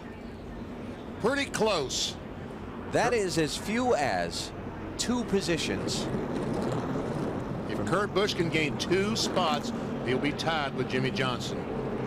Oh, man. Marty, what happened to the 9 car? Well, let's find out, BP. An outstanding rookie season comes to an early end here at Homestead. What happened? We just were fighting the car all day, and took some spring out, and the back got loose there, and I wasn't ready for it. I just spun out, crashed all by myself. So it's too bad. I'd like to thank all the Dodge dealers out there, UAW, Siemens, Valvoline, Mac Tools. They're going to need a lot of Mac Tools right now to go fix that thing. Elliott Sadler also in the garage, asked for a little time to cool down. They're going to try to fix the 38 and get him back out on the track, Alan. Following the pace car round is Tony Stewart. He is the race leader in the Ford 400. About to hit 100 laps to go. What's going to happen on this restart? Pace car's off. Green flag's up here at Homestead. Tony Stewart, Greg Biffle, Bobby Labonte, Kevin Harvick, Jamie McMurray, the top 5. Black flag for the race leader. Tony Stewart has been black flagged? That's what I'm hearing. Too slow on the restart? Wow, that's big. The restart before that had been waved off because Tony Stewart was not keeping up with the pace car. So that's why they put the pace car back out in front. They issued a warning to Tony. And apparently you're supposed to stop weaving your car back and forth when you're in turn 3 on the lap to the restart. Not apparently. That's the instructions they gave out in the drivers' meeting. Right. And Tony was still weaving his car coming off turn 4 down for the restart, so they black flagged him. So that's why, because he was still weaving, not because he was too slow. Right. Okay. There we see him back and forth trying to clear those tires of debris. They told him stop doing that at that time, and there was the restart. Huh. So he will be called in for a pass-through penalty, and that's going to put Greg Biffle back out in front of this race. If Tony doesn't pit this time, they show him another flag. It is a black flag with a white caution. Caution for debris. See it right there in the middle of the racetrack. So, but you can't pass now. Biffle can't go by now. The caution flag's out. Who's that hit it? Jeff Green hit the debris.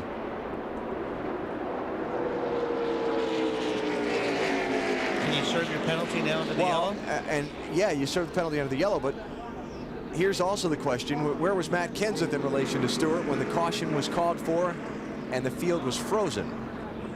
I think he's going to be called in front of Stewart and get one of those laps back. I think you're right.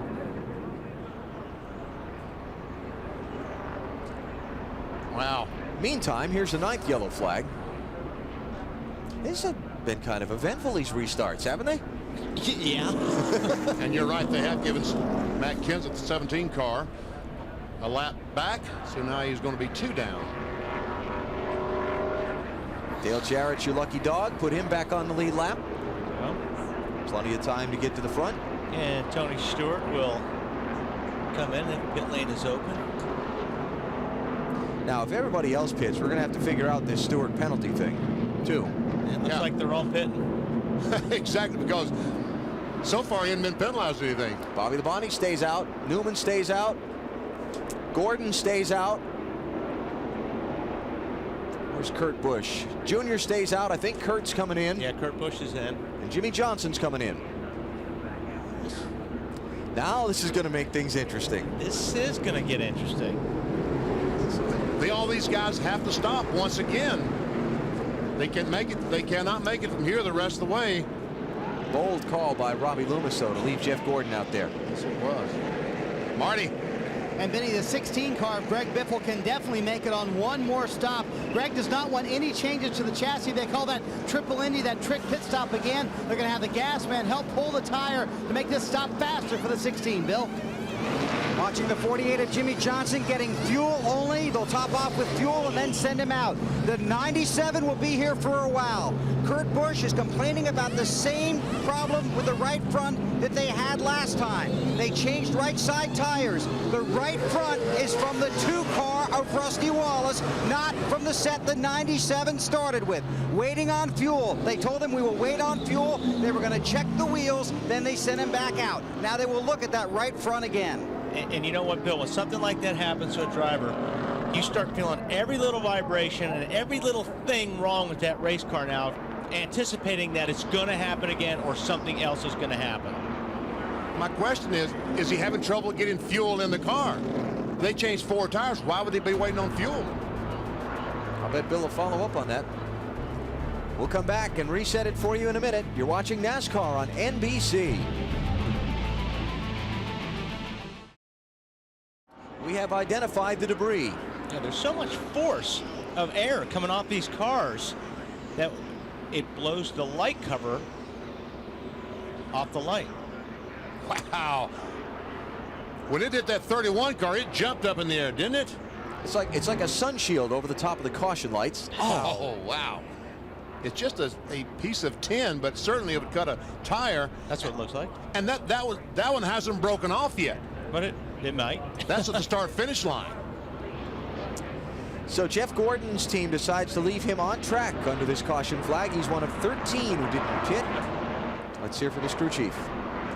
Robbie Loomis, did you keep Jeff out to put him in a better position to possibly lead the lap, those 5 bonus points? Yeah, we need those 5 points. We came to win that championship, and that's our best shot for the DuPont Chevrolet. We're hoping to get about 20-25 laps of racing. Hopefully maybe a caution will come out and we'll be sitting pretty.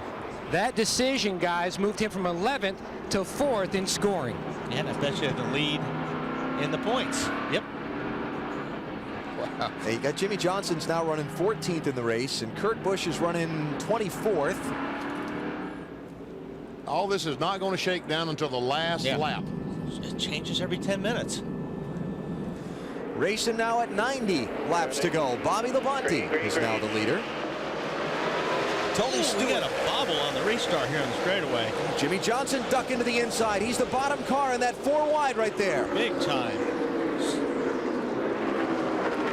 Somebody either missed a shift or whatever, and everybody went to avoid and almost a wreck. 41 car, Casey Mears, trying to get underneath Bobby Labonte. Somebody's going to get their heart broken on one of these restarts, because sooner or later one of these championship contenders is going to get caught up in some of this mess. And these cars are starting to drive down in turn 1 like you talked about yesterday, Wally. Sun is going to be a problem here pretty soon. Yeah, this is yesterday this time. Now it's a little bit cloudier right now than it was yesterday, but actually there would be a guy on the right side of me going into the corner, and I could not see that car for at least 1 second. That's how bad the glare was going down into turn 1. This is for 12th place, Mark Martin on Martin Truex. And watch this as Mark goes down the straightaway into turn 1.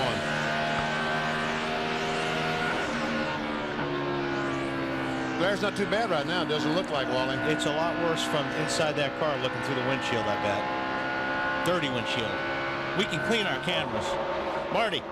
Fuel only on the stop for Mark Martin. He said, you know what, I'm just getting frustrated because we can't run long enough to tell if our car's good or not. So I can't tell you what to change when we do stop because we haven't had that many green flag laps. Yeah, Marty, these guys have to start getting busy. I mean, I know they're trying to do everything they can to get through traffic, but with all these yellows, they're just losing every green lap of opportunity. There's a shot right there. See how bad that glare is?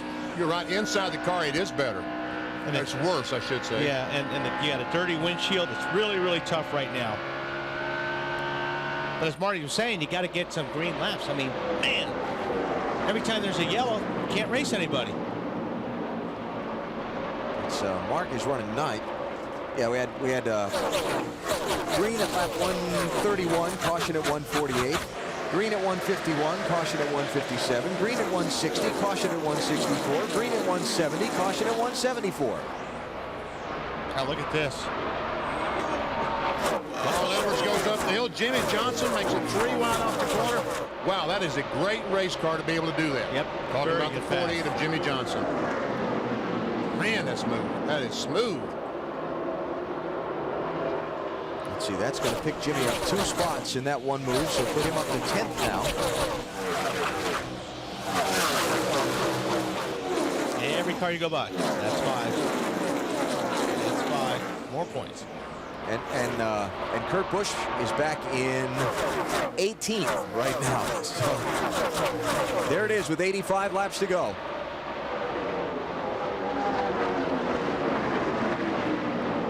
For the race lead, here comes Newman. Newman will get the spot. Matt, what is Bobby Labonte saying about his car right now? Bobby's pretty happy with the car, and you heard him in our Discover Card countdown to green. As the 12 tries on the inside, he has not won a race since this event 1 year ago. So desperately wants to end this season on a positive note. Give this team, morale-wise, a high note going into the off-season. He won the season finale, Bill, in 96, 97, and 03. Well, Matt, checking out the 12 car of Ryan Newman, your race leader. He's had a problem with the handling. It's been loose, and he says he really can't drive that race car loose. He also thought he had a vibration in the brake system. That doesn't seem to be bothering him right now. The car has gotten neutral. It's gotten better. The thing about Ryan is he's very determined. He's talked over with Matt Borland about the tire wear. Matt said everything looks even, so if that 12 car gets out front, look out. He's tough to catch up there. Well, he's got the lead now. Let's see if anybody can catch him.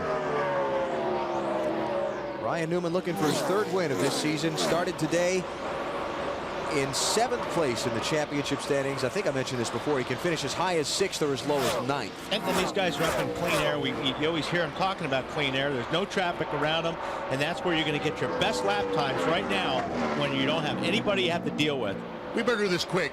We better do this quick. Alan, please, cue the duck. Let's get that out of the way. Sir, our Aflac NASCAR XL Cup trivia question for the final time this year. The last driver to win the season-ending race in consecutive years. Oh, come on. Matt just gave you the answer. Tony Stewart. No. Bobby Labonte. Yes. Okay, good. Thank you. I knew he was talking about one of those guys. 96 and 97. There you go. Are we going to have tests next year, too? I can arrange that. Dale Earnhardt Jr., Mark Martin racing for 6th and 7th place. Mark looks like his car is a little bit better right now than Dale Jr.'s as he takes a low line through turn 4.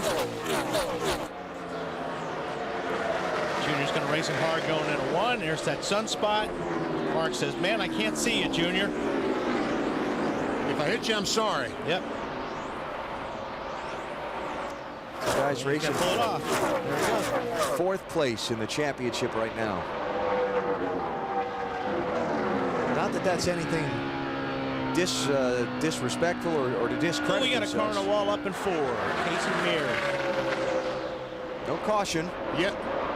No caution. Yeah, he slammed the wall pretty good, but continues on. And you see Tony Stewart coming by them. Right front flat tire right now for the 41. I just want to mention that Tony Stewart served his penalty under the caution, then came back in and pitted, and he went back to 25th place, and he's trying to move up. And he's been making some great passes. I've been watching him with one eye, and he has been making some great moves out there. Jimmy Johnson now. We watch him as he runs in 8th place. Restarted in 14th. After getting fuel only on the caution. Another one off the pace up there. Yeah, it looks like Jeff Burton's got trouble too. Race a few laps, get a few more flat tires. Everybody's keeping on the wall. Yeah, maybe not. He had damage in that crash on lap 3 or something, and now he's trying to tear up the pieces. And here's a guy that is just flying. This 2 car of Rusty Wallace. He's gone by Gordon. He's now gone by Labonte into the 2nd position. Caution. Debris on the track from Jeff Burton's car, we believe. Wow, yeah, like a big piece of tire. Now you can see why those tires pick up metal objects. When they're laying on the track and they're smoking and they're hot. Now, how about this? 77 laps to go. Splash and go for the end if you think it would go green that long, but I don't know. See, they can't run 77 laps green flag, but they can run about 65 laps of green. Now, if they run 15 laps of caution, they'll be okay. Let's play strategy here too. Jeff Gordon stayed out last caution. Does he come in? Jimmie Johnson went in last caution. Does he stay out? How many laps have we run since that last yellow? 177 to 192. 15. I don't think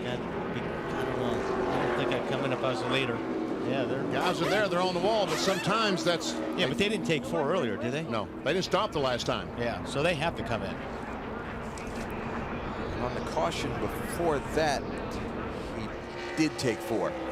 48 guys. They're getting ready to pit. If Chad says pit, they all come in. That looks like they're all. Mark Martin's not going to come in though. Left side, 4 tires, nope. left side. You're right. Mark Martin stays out. Kurt Busch comes in. Johnson, Gordon, Jr. Wow. Mark needs them 5 points. He needs the 5 points, but he can't make it from here. He cannot make it on fuel the rest of the way. And these cars, I don't think, can make it the rest of the way. So we'll see. Just another wrinkle for the end of this thing. Marty. Well, in Rusty Wallace's case, Alan, they're about 15 laps short from being able to make it all the way. Rusty says the car is good. Maybe we ought to consider just 2 tires here because that clean air made all the difference in the world. They're going to go with 4, though. A windshield tear-off for Rusty Wallace and no chassis changes to the 2 car. Dave? Dale Earnhardt Jr. cannot make it from here either. He's going to make a wedge adjustment. True as that is, the car really, really loose getting in. They had to pit. Matt? Jeff Gordon says, you gotta fix my center of the corner tightness. That's where I'm really losing time. 4 tire change for Jeff Gordon. Bill? Jimmie Johnson, 4 tires on his way. Races the 24 off of pit road, followed by the 8. Now on his way, Kurt Busch. He got 4 tires. Really wanted him again to take a look at that right front. That wasn't one of their best stops right there. You know, he's complaining about that right front, but don't forget, Bill, he drove that thing in with no wheel on it. So there may be something that's either bent or damaged up there because of that wheel coming off. And when they take that wheel off, they immediately go to look at the inside of it to see if they can tell what's causing the trouble. They're talking to the crew chief right now. Continue to look at the inside of that right front wheel here on the pit wall. And when he drove that car down pit road on the brake rotor, he might have knocked a chip out of the rotor, which would throw that whole assembly out of balance. So he's feeling something, I think, because of that wheel coming off and him having to come all the way down pit road with no wheel on the car. Yeah, Bill talked about that not being Kurt Busch's best pit stop. It wasn't Jeff Gordon's team's best pit stop either, because Jimmie Johnson got out ahead of him and a couple other guys he was running ahead of on the racetrack when he came in. Mark Martin did not pit. Rusty Wallace got just right side tires. How's that going to play out in this next stretch of the race? Upon further review. Yeah, Casey Mears trying to get to the pits, and he's trying to get to the pits, and here comes Jeff Burton, tries to go underneath him and clips him. And then the right rear tire basically peels off of Jeff's car as he hits the apron. Marty. Well, Wally, Pat Tryson got the 5 bonus points you wanted. What's the plan from now, though? We're just, we couldn't go the distance there, so we're waiting for a caution when we go to distance, make one more stop, and try to win the race. That's what we came here to do with the Viger Ford Taurus, and hopefully it'll work out. Mark Martin in the lead. Matt? Robbie and Brian Weitzel talking things over. Are you gaining on the tightness? Yeah, the car's getting better and better. He's really getting happy with it extremely when we were up front in that clean air. DuPont Chevrolet and this race team are digging away and working towards that championship. That drive for 5 is on right now, buddy. So where do you stand now from here to the finish? We got to get everything we can get every lap. Fuel-wise? We might have to make one more. Depends how many cautions they have there. We're getting great fuel mileage. Guys are doing a great job on it. Bill? With Chad Canals, crew chief for Jimmie Johnson. How is it now? Car's pretty decent. Obviously track position's a bit of a struggle just getting up there. Tires aren't falling off as fast as what we would like, but we'll just see what happens here. We can't quite make it yet. I don't think anybody else can either. So it's exciting, isn't it? It is exciting. Are you excited? Unbelievable. Mark. I'll tell you what, this Lowe's team, these guys have done a great job all day. We had a bad pit pick, obviously, because we didn't qualify as well as what we needed to, but we'll see what happens at the end. Good luck. Thank you. You look at that. 9 points Mark has had in this deal. With 72 laps to go in the season. Martin leads. Johnson is 11th. Gordon is 12th. Kurt Busch is 19th. And Junior's 13th. Martin Truex Jr. right there in the second spot. Number 1 car. And Matt Kenseth's in between those two. And Matt is, what, 2 laps down now? Yep. And let me just update that the first 4, Martin Truex Jr., Marlin, and Michael Waltrip. That would be Mark Martin and Martin Truex Jr. They did not pit under this caution. That's for position. The teammates. 10th spot at stake there.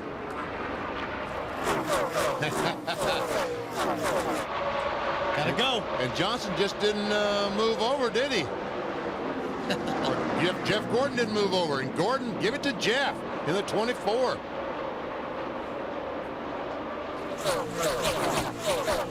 What was that? 10th and 11th they just traded. 4 points. Just swung between those two. Every single car counts. Now it's Kurt Busch. 1 point. But that's going to change here in just a second as Gordon goes by the 12 car. That's another 4 points if he can get by him. So that puts him back in front of Busch. That lap anyway. And another piece of the light just came off on the straightaway. I guess it's that piece we saw at the start-finish line earlier. Right. That was broken loose. Past the start-finish line about 75 yards.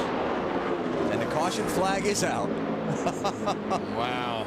Well, I guess we could kind of see that one coming from earlier, huh? Yeah. See it laying there on the racetrack? I got a feeling by the time we come back here next year, they'll have a different caution light set up. Yeah. And there it's gone. Yeah. The one that we said was loose earlier. We showed you that wiggling the last time it showed you it's loose. It's not there anymore. And you don't, I mean, you don't realize how much air comes out. If you stand like in the starting stand when the car's going underneath, I mean, it's just like a blower blowing straight up. So there's a lot of air that comes off the tops of these cars, and it's just ripping these, I don't know what do you call it, sun visors or whatever off these lights. Now then, we're getting into a situation that a lot of cars can make it on fuel. Wow. Somebody hit this piece of metal, the sun visor off the light, and we think it might be Junior. Probably. Boom! Yes, he did. Now there's oil lines and brake lines and things under that car. Hot rubber, as in tires. All right, you ever see Mark Martin now? He must feel like he can make it the rest of the way from here, so he is going to make his pit stop. Junior's going to come in and get that car looked at. But Johnson and Gordon and where's Kurt? Did he stay out or did he come in? Kurt stayed out too. The clean air. They want to be in that clean air. Those guys, Gordon and Jimmy Johnson. Well, one of these calls of when to pit, when to not pit may end up winning or losing somebody a championship. It's all about track position now. Marty? Alan, that's why those crew chiefs make all the money. Mark Martin's team is going to be just a little bit short. Pat Tryson told him on the radio, we're going to have to hope for some caution laps. No changes to the chassis, though. Dave?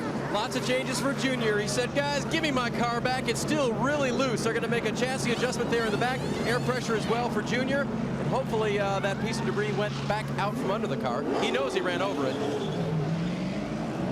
Yeah, we know it went out from under the car because we saw it on the front stretch. Looks like maybe the front is cracked. Just the right side of the bumper. See, there's a crack right there under the light. I think that's where he hit it. How about Jeff Gordon, Matty?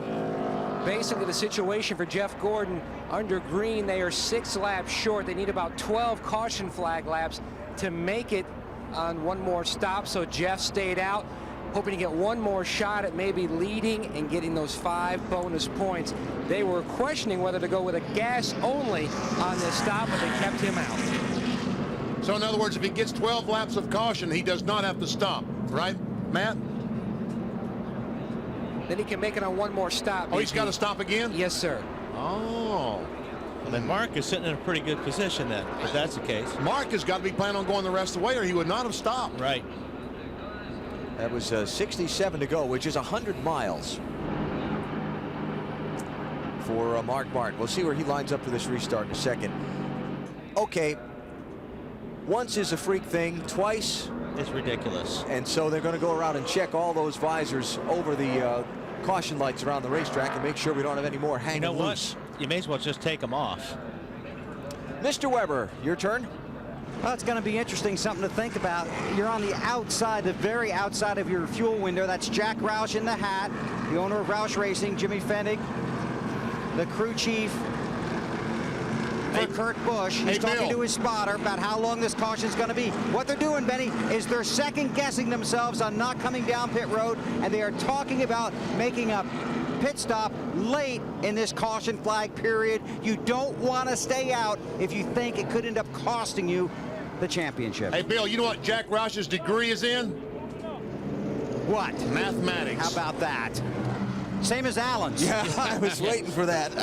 I couldn't get in there fast enough. Except Jack, he graduated the head of the class. Well, Alan, you did. Marty. Jack taught the class. Bail me out here, Marty. I can't help you on your math, Alan. That's your problem. But Pat Trison's math works very well. They're very happy. The opposite of his teammate, Kurt Busch. They think they made the right call. And the guys checking the lights, playing right into their hands. The more caution laps they get, the more likely they can make it all the way to the end. They do not, BP, plan on pitting again today. I didn't think so. When I saw him coming on that access road, I said, they are going to try to make it the rest of the way. Mark is back in 23rd place now. So that changes the points picture as they run under the caution. By the way, a record-setting 11th caution here at Homestead. Look at this. Now Kurt back on top, not by much, despite the fact that he's running back in 9th position at the moment. We'll be back for the restart.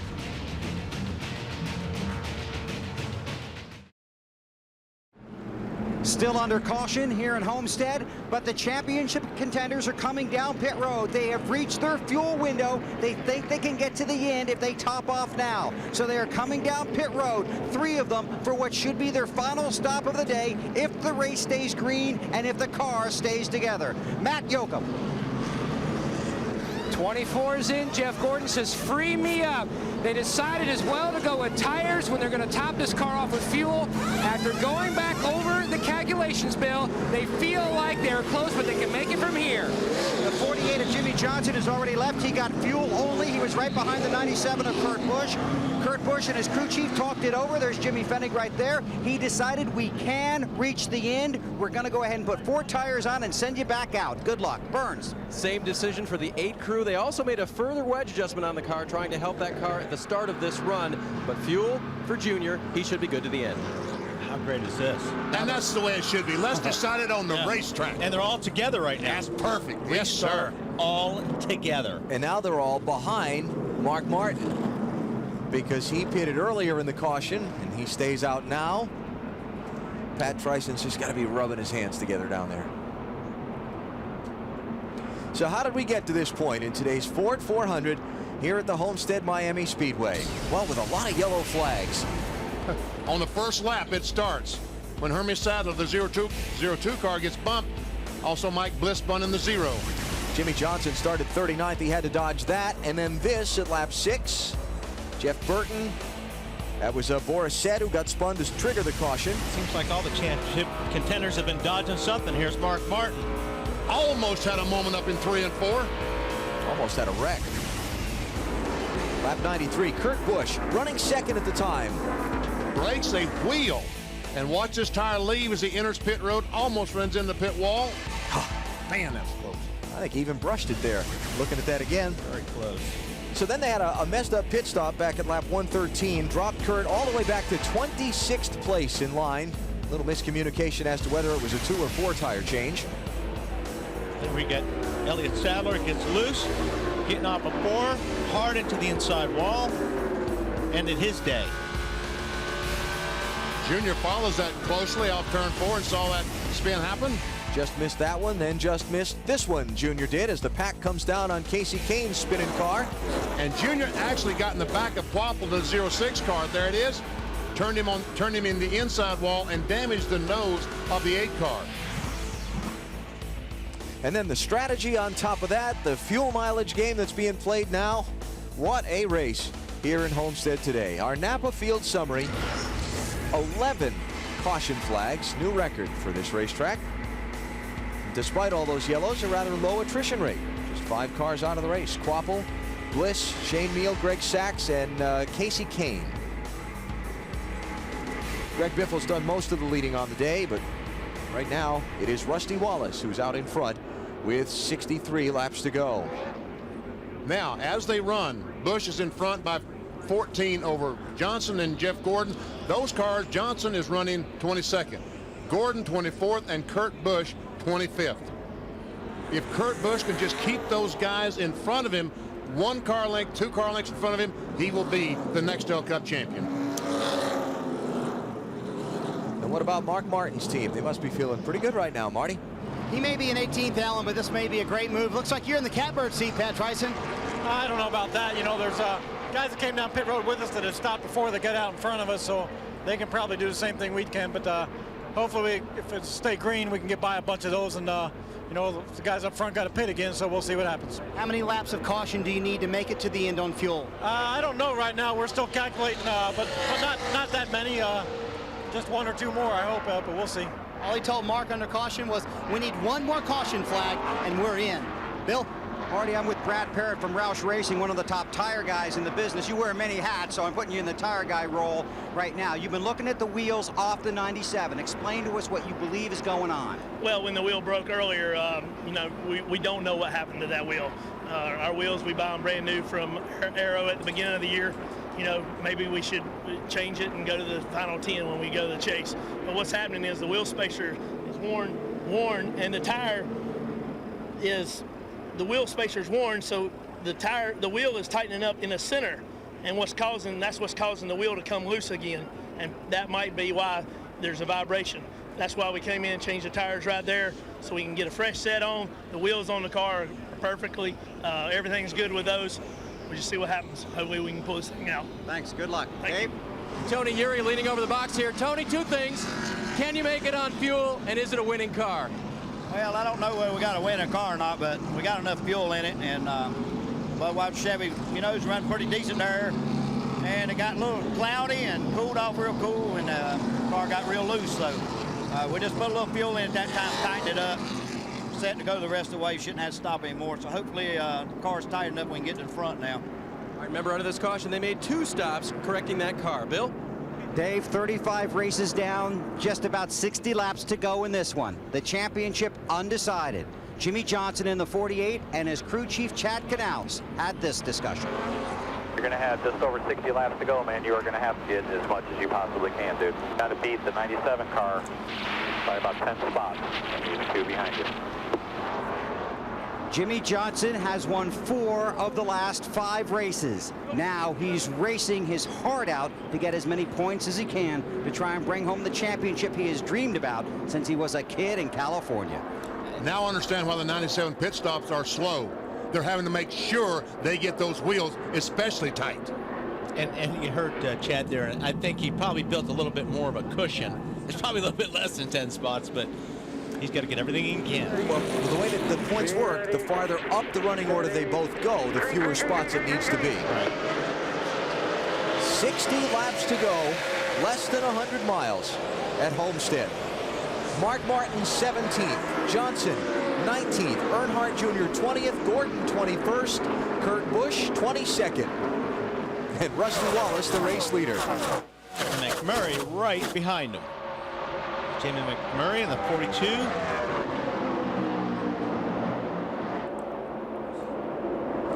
Now, if this thing goes green flag from here to the end at 267, some cars will run out of fuel. Everyone will not make it. Rusty Wallace has never finished better than 12th at this racetrack before. 1 win this season, Martinsville, Virginia, back in the spring. Now Tony Stewart, 3 wide. Man, he's been doing that for the last 25, 30 laps. Well, remember that black flag penalty. There's probably a little driving in He's on anger. a mission. Yeah. He is on a mission. Tony's in 9th, and he's trying to take 8th from John Andretti. And here these guys, teammates racing again, all 3 of them. Hey, they got by Mark Martin. Yes, they did. Sterling Marlin in that black 40 car. Jeff is going to make it 3 wide guy down there. He hangs in there. Ooh. And the 48's up high. And Johnson's even higher. I don't think I'd want to be up there either. Yo, look at this. And here comes Kurt Busch going by Ken Schrader in the 49 car. That is some hard racing right there. These guys know what they have to do right now.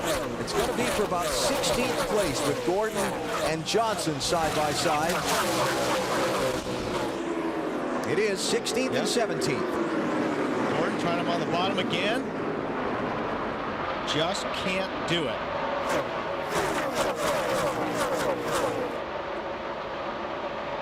And remember that Jeff has to finish in front of Jimmy because he started the day behind him by 3 points. And he loses the tiebreaker if he only finishes one spot in front of him, so he's got to finish a couple ahead of him if they're this far back in the pack. I think Jimmy's had the better car most of the day. He just hasn't been able to show it because he's been in traffic all day long. Jimmy closes the front. Oh, very loose there. Very loose. Here comes Jeff. And that's all it took for Jeff to get at least beside him. Johnson decided to follow John Andretti in the 14 car through the corner, and he had to slow up a little bit. When he did, Gordon just drove up on the inside.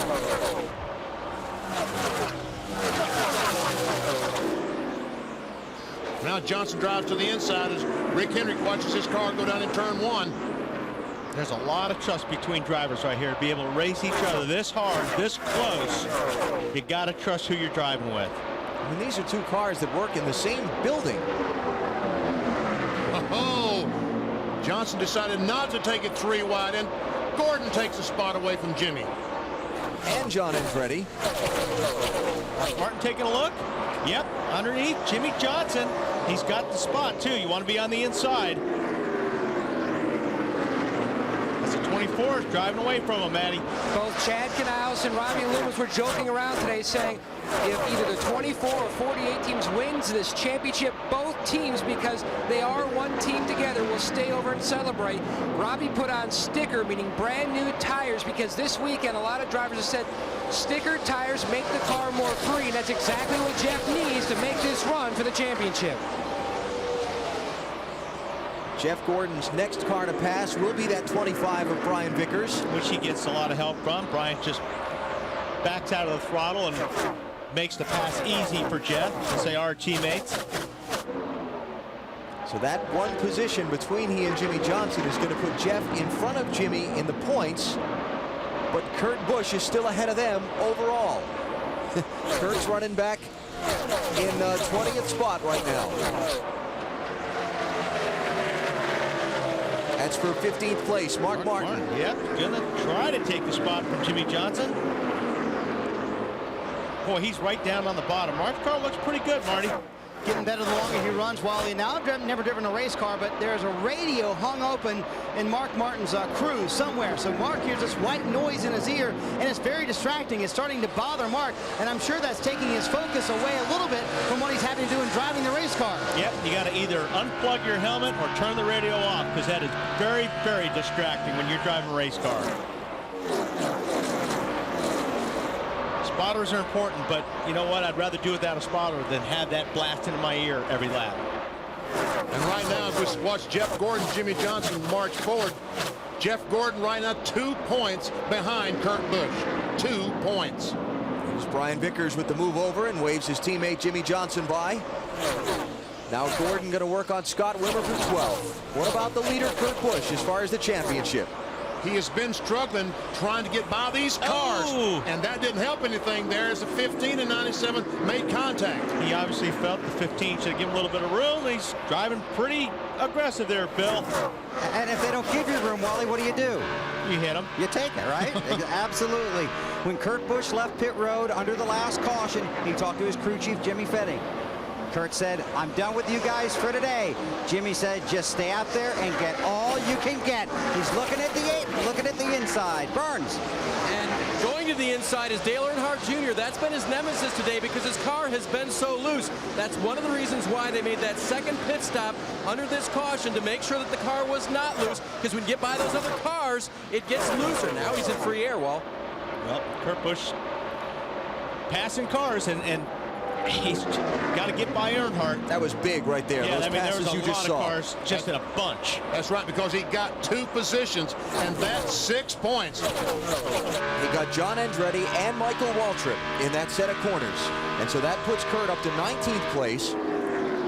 But that's exactly what he needs to do. He needs to get by these cars and get in some clean air so he can go as he takes the spot from Dale Earnhardt Jr. That's going to change that. And that's going to change that, exactly. That makes it 8 points in front of Jeff Gordon.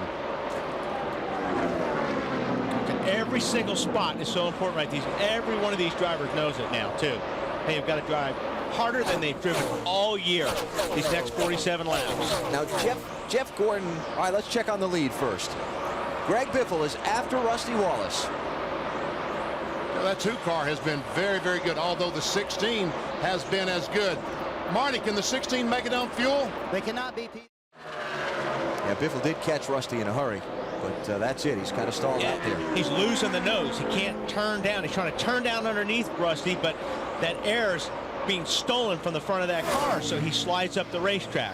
Now that helps when he can turn under him coming off the corner. He does get some air on the nose of the car. When he's falling directly behind, he's in trouble. Matt Kenseth bailing out there, letting those cars racing for a position go by him. That's a race for 4th and 5th. Ryan Newman, Bobby Labonte, 12 and 18. And also 3rd place, Jamie McMurray in the 42, just ahead of them. McMurray's been hanging in there. Kurt Busch has just picked up another spot. He got by Dale Jr. and Brian Vickers. That puts him up to the 17th position. And just turned the fastest lap. Caution flag is out. That is Jeff Green. And that was big time engine failure. Saw fire under the cars. Well, that's what Wallace and Biffle and McMurray and all those guys up front, that's what they needed. Needed the pace car to come out and slow the field down and let them make up the ground. They were down to those guys out front. But now. Well, I mean the guys out front that need to stop and get some fresh tires on and put fuel in. Yeah, pit and get those cars out from in front of them. Yep. Question is, who is going to gamble? Who is going to stay on the racetrack and not make that pit stop? Kurt Busch, that last was the fastest of that. That lap was the fastest for him. So right now he's got a good race car. It's working good. I would be surprised if they came in and made a pit stop. It's going to be a minute before they can make that decision because pit road is closed. Jeff Green, when you saw him hang a left down off the racetrack, went across that pit exit road. And they want to make sure he didn't drop any oil. Somebody come off a pit road after stop and spin out, leaving the pit road. But it may be monkey see, monkey do, too. Yeah. You know. You couldn't pay me enough money to have to make some of these decisions. Professional bull riding supposed to be on NBC Sports starting momentarily. Obviously, that will wait until the end of our NASCAR coverage today, but do hope you'll stay with us as the men take on the beast. It's Mohegan Sun Invitational after NASCAR and, of course, after the championship celebration as well. Those bulls are meaner when they're hungrier anyway, so they can wait a little while. Is that right? Yeah. You've ridden one before, right? No. No? Oh, okay. No. Me either. No. In case you were wondering. So who's going to pit out of this group? Ooh, there is a lot of oil on the racetrack. Yeah, and here's something else to think about too. As some of these guys peel off, that moves Jeff Gordon and Jimmy Johnson and so on up to where it goes from being 3 points per position to 4 points and to 5 points per position, and then it makes the number of cars pad they have to have between themselves and Kurt Busch. But Alan, if Jeff Gordon and Jimmy Johnson don't pit, neither will Kurt Busch pit. Yeah, well, that's what I'm saying, but that'll move them up in the running order. Yeah. And then instead of being 3 points per right, spot 4 or between 5, them, right. That helps Kurt, I think. Bill? Hey, Wally, you're dead on. It's going to be monkey see, monkey do, and that doesn't mean what you hear on the radio is exactly what these guys are going to do either. No, that's so right. It's a lot of watch the guy in front of you. Okay, you watch the guys behind me. Let's see what happens. Here they come. Watching for the championship, guys. And Newman stayed on the racetrack. Gordon stayed on the racetrack. Yeah. Johnson stayed out there. Martin stayed out. 97 stayed out, so yep, monkey see, monkey do. Because those first 5 or 6 in the running order stayed out. Or I mean, came in, and so those guys are going to pick up all that track position. Earnhardt in 20th decided, hey, come in and get some tires. He's probably still loose. And that damage on that hood we talked about earlier may have been making that car loose, because there's probably more downforce on the front of that car because of the damage. 41 to go are these pit stops. Go ahead, Marty. Alan, your leader, Rusty Wallace, very happy with the chassis. It'll be 2 tires again, so these left side tires will stay on the 2 car once again. Larry Carter made the call. The car is excellent. He said, keep me up front if you can. Greg Biffle, however, will take 4 tires. They said they hate to give up the track position, but they have no choice on fuel. Dave? Junior leaves his pit stall. Remember how his car was really loose? They got it tight all right, too tight. Junior really wanted to come back in and fix that. They did. They put 2 right side tires on only. I know what you're thinking. Go ahead, say it. You're going to put 4 on, and you'd loosen the car up if you put 4 tires on. Okay, I didn't know what you were thinking. I'm thinking if you're going to come in and all those other guys stayed on the racetrack anyway, why wouldn't you take the 4 tires? Yeah. Not that many guys came down pit road. Because he didn't get anything on track position by just putting 2 on there. Yeah, maybe just 1 or 2 cars at most. BP, any thoughts? I tell you what. Go ahead. They have me thoroughly confused on this situation. That makes 3 of us then. I can see the calculator running. It's gonna be interesting. I mean, they're trying to do, by changing right sides, they're just obviously looking for a track position, thinking that's going to be worth more than anything else. But they didn't get any track position out of it. They're still in the middle of the pack. The best they're going to be is about 15th. So, they play their lot on 2 tires. Ryan Newman is going to be the new leader. Tony Stewart, remember he of the penalty in driving in anger. And Stewart's been fast. He's been passing a lot of cars, and that car may be really fast if it gets out front in clean air. And Dale Jarrett got the lucky dog a while ago, doesn't pit here. He is now running 3rd. Kevin Harvick now in 4th. And there's Jeff Gordon up to 5th place. Bill, let's get some thinking from pit road. Well, I'm going to try and get Jimmy Fenning. I can tell you right off the top, this is the last thing in the world he wants to do right now is talk to us. You stayed out, Jimmy. How's your car? What was your strategy there? Right now, our car's, it's pretty good right now. We only got about 15 laps on them tires, so we're going to stay out to the end and see what happens. It's been a wild day, hasn't it? It's been a tough one, let me tell you. Matt? What a day this has been for you and this team, Robbie. It's been exciting as can be. You know, this DuPont Racing's done a great job all day. We got the boss here with Mr. Hendrick. Glad to have him. And, you know, this life is a team sport. Just trying to get this thing done and win that championship today. You stayed out because it's so difficult to pass here, Robbie. It really is. And the DuPont Chevrolet gets better and better the closer we get to the front. And just, you know, got a long way to go. By staying out, Dave, he moves from 11th to 5th. Matt checking in with Tony Eury real quick. Tony, since there wasn't a lot of track position to pick up, do you wish you'd taken 4? Well, we're just so loose. We're just trying to figure out a way to get the car tightened up. And he hit that 06 in the rear there on that wreck on the front straightaway. It's got the hood and the grill and everything flattened out on it. The car's acting like it's got tape on it, and the balance is way off on the body now. So we're just trying to figure out a way to get it tightened up. Usually 2 tires will tighten it up, so that's what we're hoping for. Didn't it get really tight in the center, though? Wasn't he having a problem with that? Well, it's just sliding the front, but he's so loose getting in, so loose off, he can't go anywhere. All right, there's the answer. Still working on loose, guys. Now it's starting to make sense, isn't it, Walter? Yeah, I was confused there for a minute. Now I'm getting a little bit clearer on it. How about the 48, Bill? Let's find out. I'm back here with Chad Knaus. Did you watch that 48 and that 24 run together out there? I have no idea what you just said, but I heard you say something about the 24 car. You know, both cars are running really good right now. Hopefully we can get back up in front of them a little bit, but you know, it's up to the drivers right now at this point. Our car's pretty good. It just takes a couple of laps for it to get going. May have missed it just a little bit on air pressure, so well, what's it going to be? 32 laps to go, something like that when we take the green. We'll just see what happens. Do you close one eye when the 24 and the 48 are racing side by side like that, Chad? Those are the best 2 race car drivers out there. Why would you close your eyes there? If anybody You can wouldn't take want to miss that, would you? Yeah, it's good. Good. It's exciting, but you know, if those 2 are racing, it's going to be safe racing. All right, we'll see what happens. Good All luck. right. Marty? Well, Bill, this may be the punch that knocks Mark Martin out of the championship chase. He has a left rear tire going down, he believes. Sterling Marlin pulled up beside him, said, yes, it is going down. Tony Glover in the pit beside them confirmed, came to Pat Trice and said, you have a tire going down. You need to pit. They're going to come down pit road and take 4 tires. They were in the perfect position, but now they'll go to the back of the pack. Oh, man, I tell you. That's one thing you got to understand. You know, although these guys are racing, they're racing each other as hard as anybody will race in this world. Yet you're also looking out for each other. You know, you're racing a guy for points or for position, and you see a guy with the flat, and you may just go, this guy's not going to last long. But everybody watches out for each other. What a heartbreak. I'll tell you, whoever wins this championship definitely has earned it, especially today. Whoever wins this championship is going to have gone through about a gallon of antacid on the pit box before the checkered flag waves. You saw Pat Trice just gurgling down that water when we had a camera shot of him just a little bit ago. Right now, Kurt Busch is leading the points by 1 over Jeff Gordon. And he's running in 10th place. Jeff Gordon is up to 5th, so every spot Gordon moves forward is 5 points he gains over Kurt.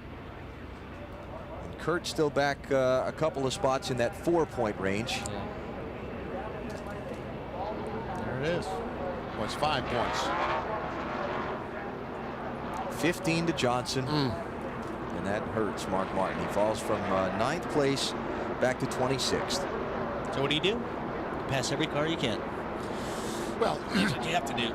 I mean, he had to have these 3 cars have trouble for him to win the championship anyway, so he's just trying to win the race. But let's not write him off, because who knows what can happen in these final 38 laps. Marty? That's true, Alan. We've seen this before, and the left rear tire for Mark Martin was indeed down. They brought it back here to the back of the pit box. They're surveying it, trying to find a cut if they can, but indeed it did have very little air pressure in it. Yes, it did. So Mark Martin will go way back in traffic and have to have a lot of, what was the word he used earlier? Miracle? Well, asked about his championship hopes today. Needs one now. NBC Monday, the usual Thanksgiving feast cooked up for Fear Factor contestants. Benny's turning his eyes. PP, it's not that bad. I can't stand to watch it. New, a very special Thanksgiving edition of Fear Factor tomorrow night on NBC. Fry them in a little oil, put a little pepper, salt on them. Tastes like popcorn. There you go. Good for you. I'll take your word for it. Here we go. You've never come to dinner at my house? You don't know what I'm going to serve. That's right. I will not be accepting that invitation. Hi, guys. You know, right now we've got to get back Ryan Newman, the leader, Tony Stewart, Jarrett, Harvick, and then Jeff Gordon. How many of these guys can Gordon pass? Can he pass any of them? 36 laps will be left in the race when the restart happens. Matt? Alan, keep in mind the 24 was 0.2 of a second a lap faster than both the 29 and 88 cars before that caution. They feel like those 2 cars should be easy to get by. It's the 20 and the 12 they're concerned about. You know, easy. Easier, maybe. It's been an eventful day, and the championship margin is razor thin. And we come to the final 36 laps of the season. Jeff Gordon is 5th, Jimmie Johnson 8th, Kurt Busch 10th, Dale Jr. 16th, Mark Martin 26th. The only good thing is you only got 2 cars down on the inside. There's the oil dry on the outside. The cars are running through. Makes it a little bit slick, but not too bad. Especially on the guys that didn't pit and have the hot tires. Yeah. Gordon. Yeah. He's going for the 29 car of Harvick. If he gets by him, he's in the lead. Harvick's lost a couple of spots there in that restart. Ricky Rudd got by him. That's Rudd in the 21. He's going to move up to 5th.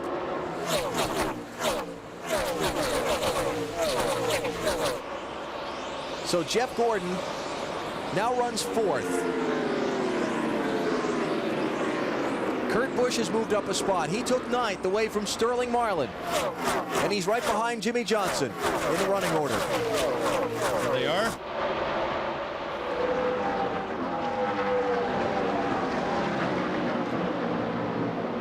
But he can't just rest there, because if Jeff Gordon keeps moving up, Kurt needs more points. He's got to pass some more cars. I'm telling you, this thing's going to come down to the last lap. Somebody's going to pass somebody on the last lap to win this championship. How does it look now? Different. 4-point lead.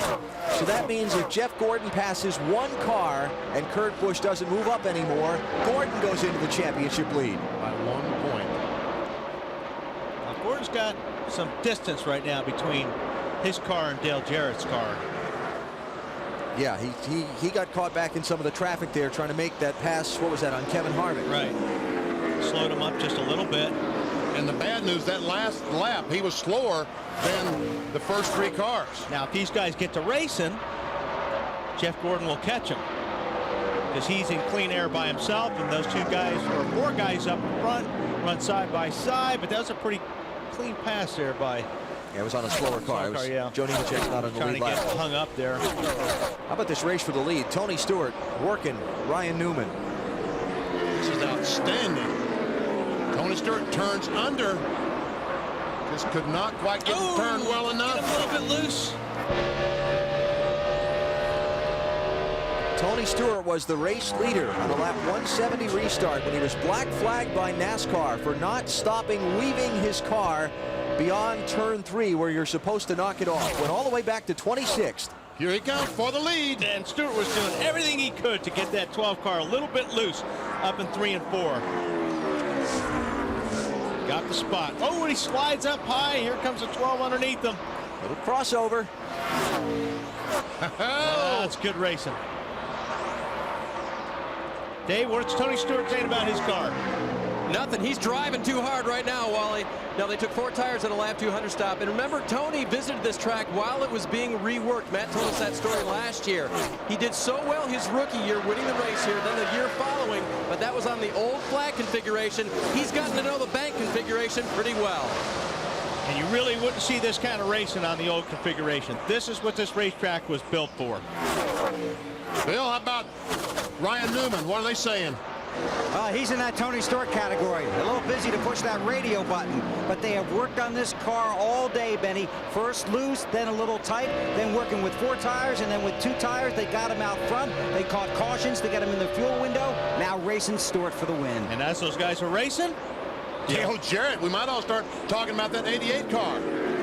It's allowed Jeff Gordon to chop some ground down also on this front 3. Fastest car that last lap, Jeff Gordon. There he was. Gordon 4th, Johnson 8th, Kurt Busch 9th. Kurt leads by about 4 points right now. That's 4 positions. Scott Wimmer in the 22 is running 7th rather was. Johnson's got that now, and now Kurt needs to get by him to keep up. Couldn't do it. Not yet.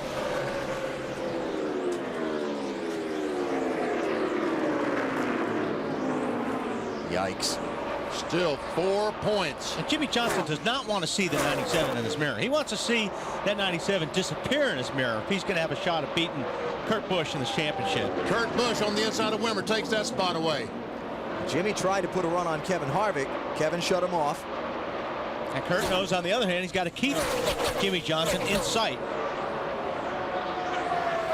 Johnson by Harvick, and that's for 6th. The only guy he can't see the 24.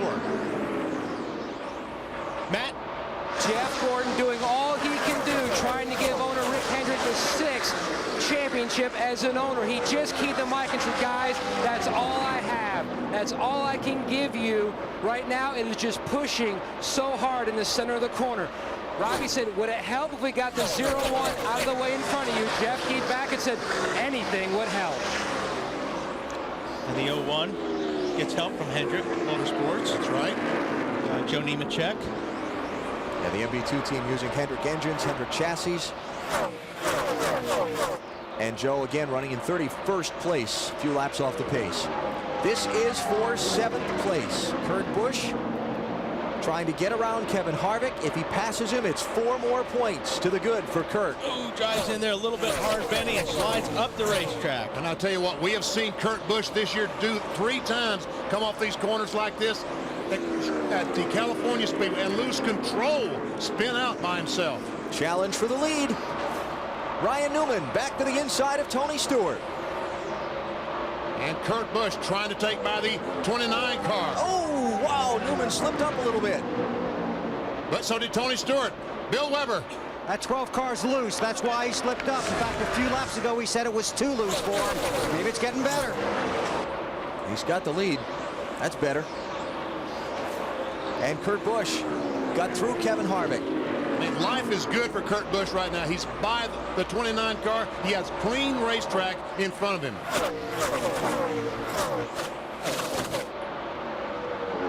And about 8 points to play with. Yeah, between himself and Jeff Gordon. Oh, gee, that's a comfort margin. What a day for Kurt Busch. And he's got a clean racetrack in front of him, too. For a little while, anyway. Way back at lap 91, he was running second. The right front wheel broke on his car. Literally came off as he was trying to get to pit road. He barely missed hitting the butt end of pit wall, but when that tire came off, it brought the caution flag out.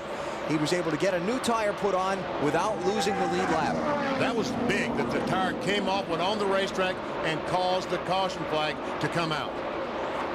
Might be what won him a championship. Certainly helped. Now, you know he's doing everything he can, but I still think you'd want to know, or at least get some encouragement for the pits on, okay, am I good? How much more do I have to do? Do I have to push it harder? Am I riding in a good spot? Because I'm running a comfortable pace right now. This is one of those lot of anxiety for a race car driver in this situation right now for Kurt Busch. So there's the leader, Newman. Second place, Stewart. Third place, Jarrett. Here comes Gordon. He's running fourth. There's Johnson, who just passed Rudd for fifth.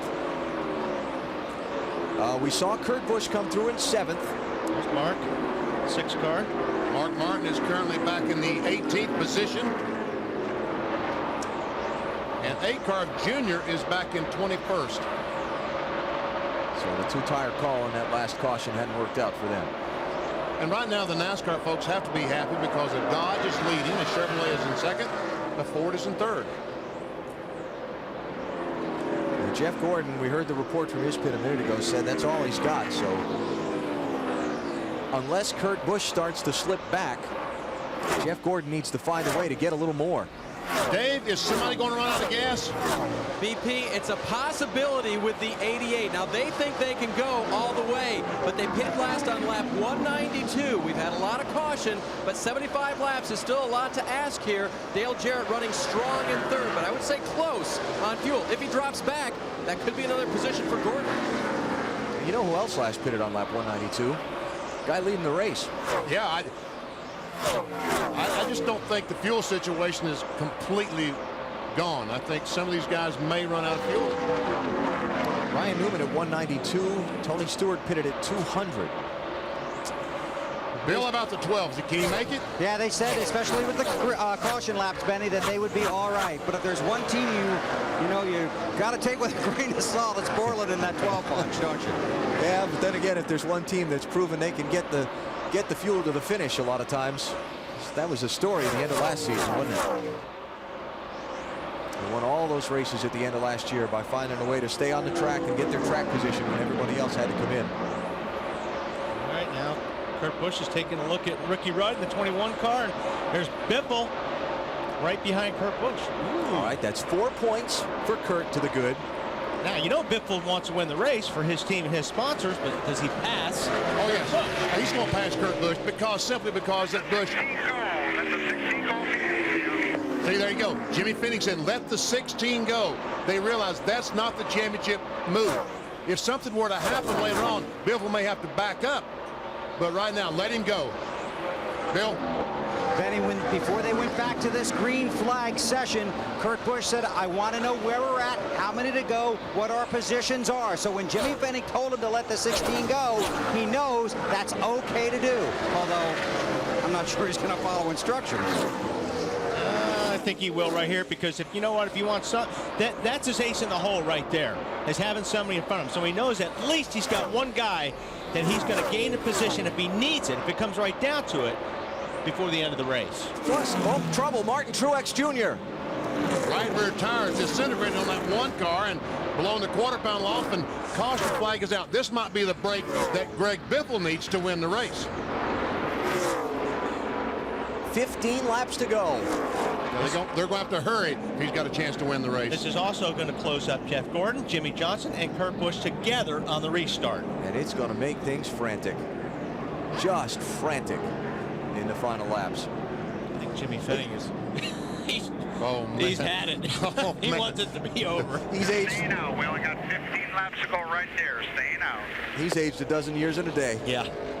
The other thing I was thinking about when they let the 16 go, when Kurt Busch let Greg Biffle go, I think they maybe also felt like that Biffle had enough speed to go up and catch Jimmie Johnson and Jeff Gordon, and if he could put them another spot farther back, well, that's... You know what? Biffle's going to be... He's going to be roughing it up right now with Jimmie Johnson and Jeff Gordon, because those two cars are directly ahead of him, and you know Biffle's going to race them hard. And he should have better tires on his 16 car than those cars have. 12th caution flag. Check that, 13th caution flag of this race. It's like Truex is already slowing down. He feels like he's got the flat going to turn 3, and there's where the tire completely comes apart. Look how much damage a tire coming apart. Is that unbelievable? Was running in 18th place at the time. Mark Martin on pit road. Marty. The theory, Alan, they really didn't have much to lose. 4 tires and fuel for Mark. He's pretty happy with the chassis, but obviously very upset with where they are on the racetrack and in the championship standings. Car's been pretty good, but they will not win the championship today. Dave? Junior's car is chattering the left front in the corners. They're going to make a track bar adjustment. Also put a spring rubber in the right rear to try to correct it. Junior thinks there's something wrong with the car. His crew thinks they can fix it and make it pick up a few positions before this race is over. Left side tires going on, and Dale Earnhardt Jr. leaves pit road. 22 laps of racing on that last run. So we'll see if the fresher tires are worth a lot to Martin and Junior. Oh, I think they will be, but you still have all this traffic, and we've seen all year long track position is so important. Clean air is important. He'll get a bunch of cars, but I think he'll be able to drive it to the front. And we saw the one car, the tire disintegrate below the quarter panel off. Did any metal debris get on the racetrack that some of these cars might have run over and punctured the tire? We talked about bad luck at the very top of the show. A flat tire now would be disastrous. Yeah, Jeff Gordon had that. Remember, he had the left rear tire get cut down riding around under the caution flag earlier. So they'll be anxious about that. And they'll be anxious about everything for about the next 25 minutes. Yes. But these caution flags should take the fuel question out of the mix. There's all the debris. So we're going to have less than 10 laps to go when this race restarts, which means it's going to be a single file restart with just the lead lap cars up front. So there'll be no lap traffic in between any of these championship guys. I'll tell you, it is going to be the trophy dash of all trophy dashes. little $5 million pot there. Yeah. Jeff Gordon running 4th, Jimmie Johnson 5th. It's not enough. Kurt Busch is 7th. To overcome 12 points, Jeff Gordon needs to pick up 3 spots. He basically needs to win the race. Can he do it, Matt? BP earlier this weekend, Jeff Gordon told me that he isn't going to be concerned during the race about numbers. He'll leave that up to crew chief Robbie Loomis and Brian Weitzel on top of the pit box. But on lap 252, 2 laps ago, that changed. Well, I know I got Jimmy behind me. Where's Kurt? Jimmy, Biffle, then Kurt. Going to finish like 6 or 7 positions ahead of the 97, right? Got to win. A win will do it for us, you know. Just get everything we can do. The question that Jeff Gordon is asked most often, will you reach 7 championships, tying the King, Richard Petty, and the late Dale Earnhardt? His answer always, I have to get to 5 first.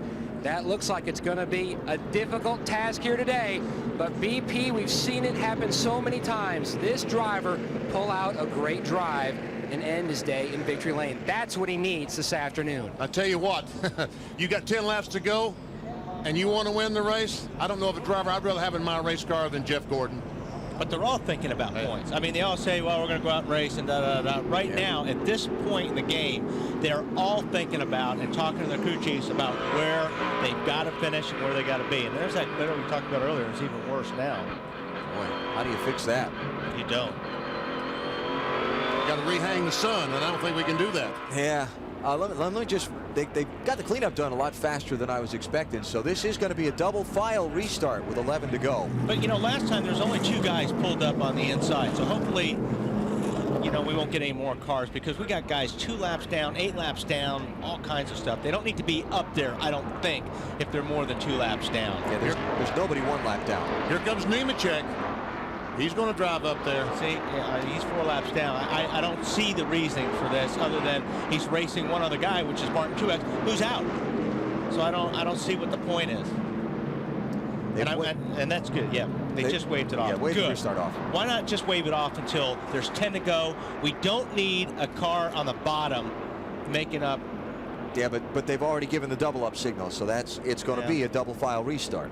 I wish they would do that. I agree with you, though, Wally, what you're saying. There's no need for any of the lap cars to pull up to the inside. Right. Let these guys race for the championship. Right. Guys, sanity ought to prevail. Somebody go tell Joe Nemechek's crew, get behind these cars. You have nothing to gain by being up there, and we have a lot to lose by you being up there. Don't be a reason for the, you know, outcome of this championship because of a wreck or something like that. Well, Bill, Jeff Gordon, if Kurt Busch runs where he is now in 7th, Jeff Gordon has to win to take the championship from him. You're right, and if Mark Martin was the sentimental favorite among the drivers, certainly Kurt Busch, as crew chief Jimmy Fennick, the sentimental choice among crew chiefs in this chase. He's a racer through and through, started out as a driver, that didn't work out, so he made the switch to working on short track cars in the Midwest. In the early 80s, he set up a short track car for the great Bobby Allison, a future Nextel Cup Series champ. Bobby liked the setup so much, he asked Jimmy to come south with him. So Jimmy and his wife Connie packed up everything and moved from Milwaukee to Charlotte, North Carolina. It lasted about 3 months before Jimmy said, this isn't for me. He and Connie went back to Wisconsin. He continued working on the short tracks. In '85, he hit the ASA circuit with a driver named Mark Martin. In '86, they won the championship. In '87, Mark went to driving Busch cars. Jimmy came back to Bobby Allison. And in '88, Allison and Fennick won the Daytona 500. When Allison got hurt in '88, Fennick said he would stay with the organization until they closed the doors, which they did in the late '90s, and Jimmy reunited with Mark. This is his 3rd season with Kurt Busch. Jimmy's fan club is watching today at BB Rubbles on the south side of Milwaukee. And Freddie, if you're listening, Jimmy said put a cold one on the bar for him. He might be drinking it after the race. And you see the animation that Jimmy Fennick had? I'm almost guarantee he was saying, get that 01 car out of the way. Oh, absolutely. I don't understand that. Not like Joe. NASCAR just issued over its race control radio a warning to the 01 team to be respectful of those racing for the championship and the win around them. 10 laps to go. There goes Gordon diving to the inside of Jarrett, inside of Tony Stewart. And he's got Nemechek down on the bottom. He's going to be blocked. And Biffle to the inside by Johnson, looking for a spot on He's blocked. He turns Joe, gets Joe sideways. And here comes Kurt Busch diving for the bottom. Great move. Great move by the 24. Biffle can't make it happen that time. 9 laps to go. Jeff Gordon is 4th. Jimmy Johnson is 5th. And Biffle tries to look on the outside. He's there. Outside of Jimmy Johnson. Takes the spot. Big help for Kurt Busch. Yep. Now Kurt running just a couple of spots behind Johnson. If Kurt Busch, the 97 car, if he can stay there, the championship is his. Kurt lost the spot on that restart. Brendan Gaughan got by him. The 77 car, the yellow machine there. And there goes Biffle on the outside of Jeff Gordon. Takes that spot. So Greg Biffle on the opening lap of the race yielded to Kurt Busch. They started on the front row together, let Kurt lead a lap for 5 bonus points, and now he's helping out his teammate in another way. And now Kurt can see the 2 guys in front of him. He can see Jeff Gordon and Jimmy Johnson. Well, maybe not right now down the front stretch. Nobody can see anything down the front stretch, but now he can see them. Yeah.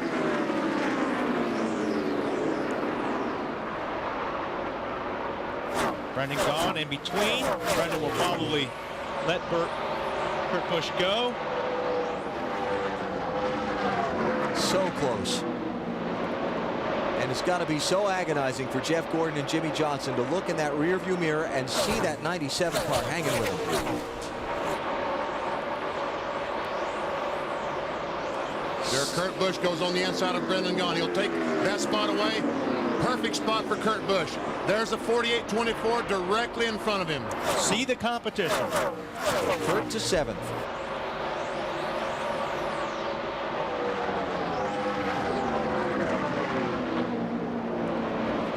What a rally for this 97 team in this race from the big problems they had earlier back at lap 91.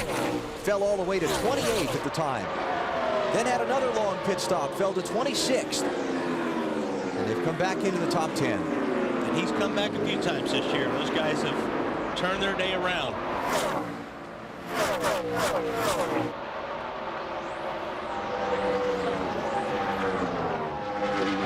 Kurt Busch is saying, please let this be over. Biffle taking a look underneath Jarrett for the 3rd spot. Biffle might end up winning this race. Yeah, I was going to say, he is flying right now. 4 laps to go. He's got the spot. A lot of ground to make up to catch Newman and Stewart, but boy, he is hauling. Greg Biffle's led the most laps today. And right now, all eyes on the championship. And Kurt Busch in position. But remember, this race last year, Bill Elliott had the race won on the final lap. Blew a tire. By the time he came across the finish line, he'd lost 33 points. And it's not like we haven't seen some flat tires today. There's only 19 points between the top two now. Ryan Newman, the leader. Caution flag is out. We're going to have a green-white checker. Sure looks that way. Woo. The race leader, Ryan Newman, right front. Yep. Another right front tire, just talking about it. Not over till it's over. He wishes it was over. Jimmy said, please let this be over. No kidding. And he's only 20 years old.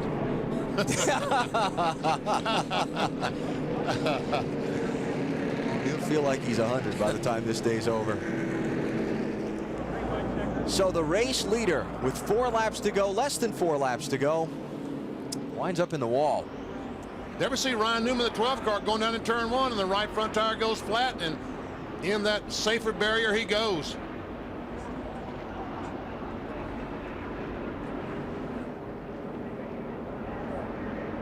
Oh man. Not another restart. Okay, calm down. It'll be okay. But now that green-white checker, does the fuel situation come into play now? If we run extra overtime, more laps. We won't run many more laps than normal. All right, now, Stewart, get your weaving out of the way here. If you're new to NASCAR, what we're talking about with this green-white checker thing, if the race comes to its scheduled distance, which in this case would be 267 laps, and it's under caution, then they'll run extra laps, overtime, we're calling it. They'll throw when the track is clean and race ready, they'll throw the green flag, they'll race a lap, throw the white flag, which is the signal for 1 lap remaining in the race, and then come around to the checkered flag. But if the cleanup takes 5 laps, so be it, because now, as you see them on the racetrack, they're not in a big hurry to clean this up because they know they're going to green-white checker. Who is in the front? Tony Stewart, Dale Jarrett, are they the ones that may be iffy on fuel? Stewart pitted at lap 200. Dave? They just asked Dale Jarrett on the radio, fuel pressure still good, buddy? And Jarrett said it just started to drop a little bit. Yeah. He came back from a lap down. Not where you want to be and run out of gas on the restart. No. Sitting in 3rd spot. Well, not where you want to be is Jeff Gordon and Jimmie Johnson and Kurt Busch behind the guy on the restart that might be running out of fuel. Yeah. That might stumble, that's right. Man, now Jeff Gordon knows that right now, or they'll tell Jeff and Jimmy, hey, 88 is low on fuel. Be careful on the restart. Keep your eye on him. Bull riding coming up on NBC Sports after NASCAR. But it's going to be a bit, because we've got plenty of action still to come from here in South Florida. When did Tony Stewart stop the last time? 200. Lap About 200, huh? Yeah, he should be able to make it okay, I think. Weber, they're nervous time down there, isn't it? Yeah, what do you think Jack Roush is thinking right about now, BP? Oh, man. You know, he tried so hard to win the championship in this series. He thought he was going to win it in 1990 when Mark finished 26 points behind Earnhardt, had that 46-point penalty earlier in the season. Then last year battling, or 2 years ago battling with Mark and Tony Stewart, then finally winning it last year, Matt Kenseth, in runaway fashion. And Robbie Reiser, Matt Kenseth's crew chief, told me Jack really didn't appreciate winning the championship until they were having dinner Wednesday night of championship week in New York, when he looked up from the meal and told everybody, this is pretty neat. Now Jack Roush, who took forever to get his first championship, is looking at the possibility of back-to-back championships. The cat in the hat could be a very happy man tonight. I talked with Jack earlier this weekend and said, you know, you've got a 2 out of 5 shot. You've got 2 cars out of the 5 that have a chance for this championship. He turned his back and said, I don't even want to think about it. Walk the other way. You know, Jack knows how to win championships. Yeah. Won a lot of championships, a lot of other racing divisions, and he's a very hands-on car owner. Mark Martin back in 14th place, going to come up short unless something really strange happens in his championship bid this year. It's going to have to be really weird. And 2005, Martin's last full season of competition on the Nextel Cup circuit. He'll have to try again. But he did pick up 1 spot. He is 4th spot in the points, 1 up 1 on Dale Earnhardt Jr. I'm not ruling out the really weird here. Yeah. Well, me either.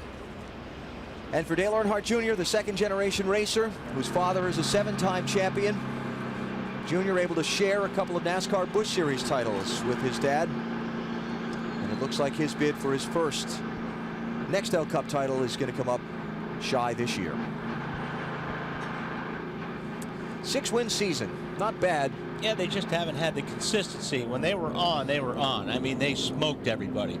But when they're off, they seem to be really off. Yeah. Like today, they've struggled today trying to find the handle on this car, currently in 22nd position.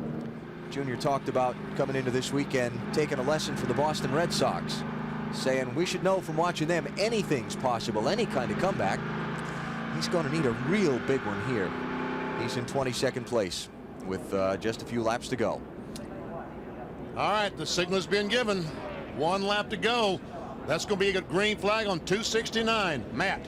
BP, Jeff Gordon, 4-time series champion, starts in the 4th position. Robbie Loomis just told him a win can still do it for you, meaning the championship. Go after it. He says 10-4, we'll do it. Dale Jarrett is down low on the banking. 88 says he's tight on fuel. And maybe Just barely, but fuel pressure's down to 3 right now. Fuel pressure down to 3 pounds. Maybe going to be a problem here on this restart. I'm running at full it all now. Okay, well, that's really the best thing that can happen right now for Jeff Gordon and Jimmy Johnson, not Dale Jarrett, of course, but he's out of gasoline. Yep. We didn't come to points race. That's Mike Ford, the crew chief. So they got to get Dale Jarrett's car off the track before they can restart the race. I don't think so. I don't think he's going to coast to pit road. That's what I mean.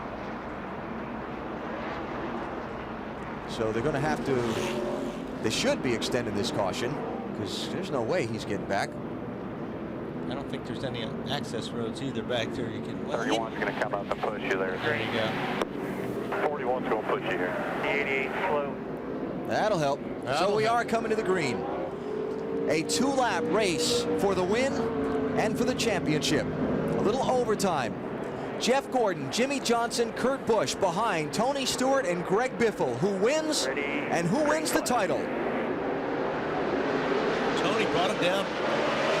Pretty nice. Here they go. Gordon looking for second on Biffle. With Biffle. And Biffle looking for the lead on Tony Stewart. Johnson 3 wide to the outside. How about that move for Biffle? Hung on to it and took the lead at the same time. And Kurt Busch making sure they all don't end up in a smoking pile. Jimmy Johnson second. Jeff Gordon trying outside Tony Stewart. Will he get it? I think he will when he gets down on the straightaway. Got the momentum. White flag, 1 lap to go. Look at this. Kurt might get challenged by some of these guys coming up behind him. He certainly doesn't need to lose those positions. Jimmie Johnson to second.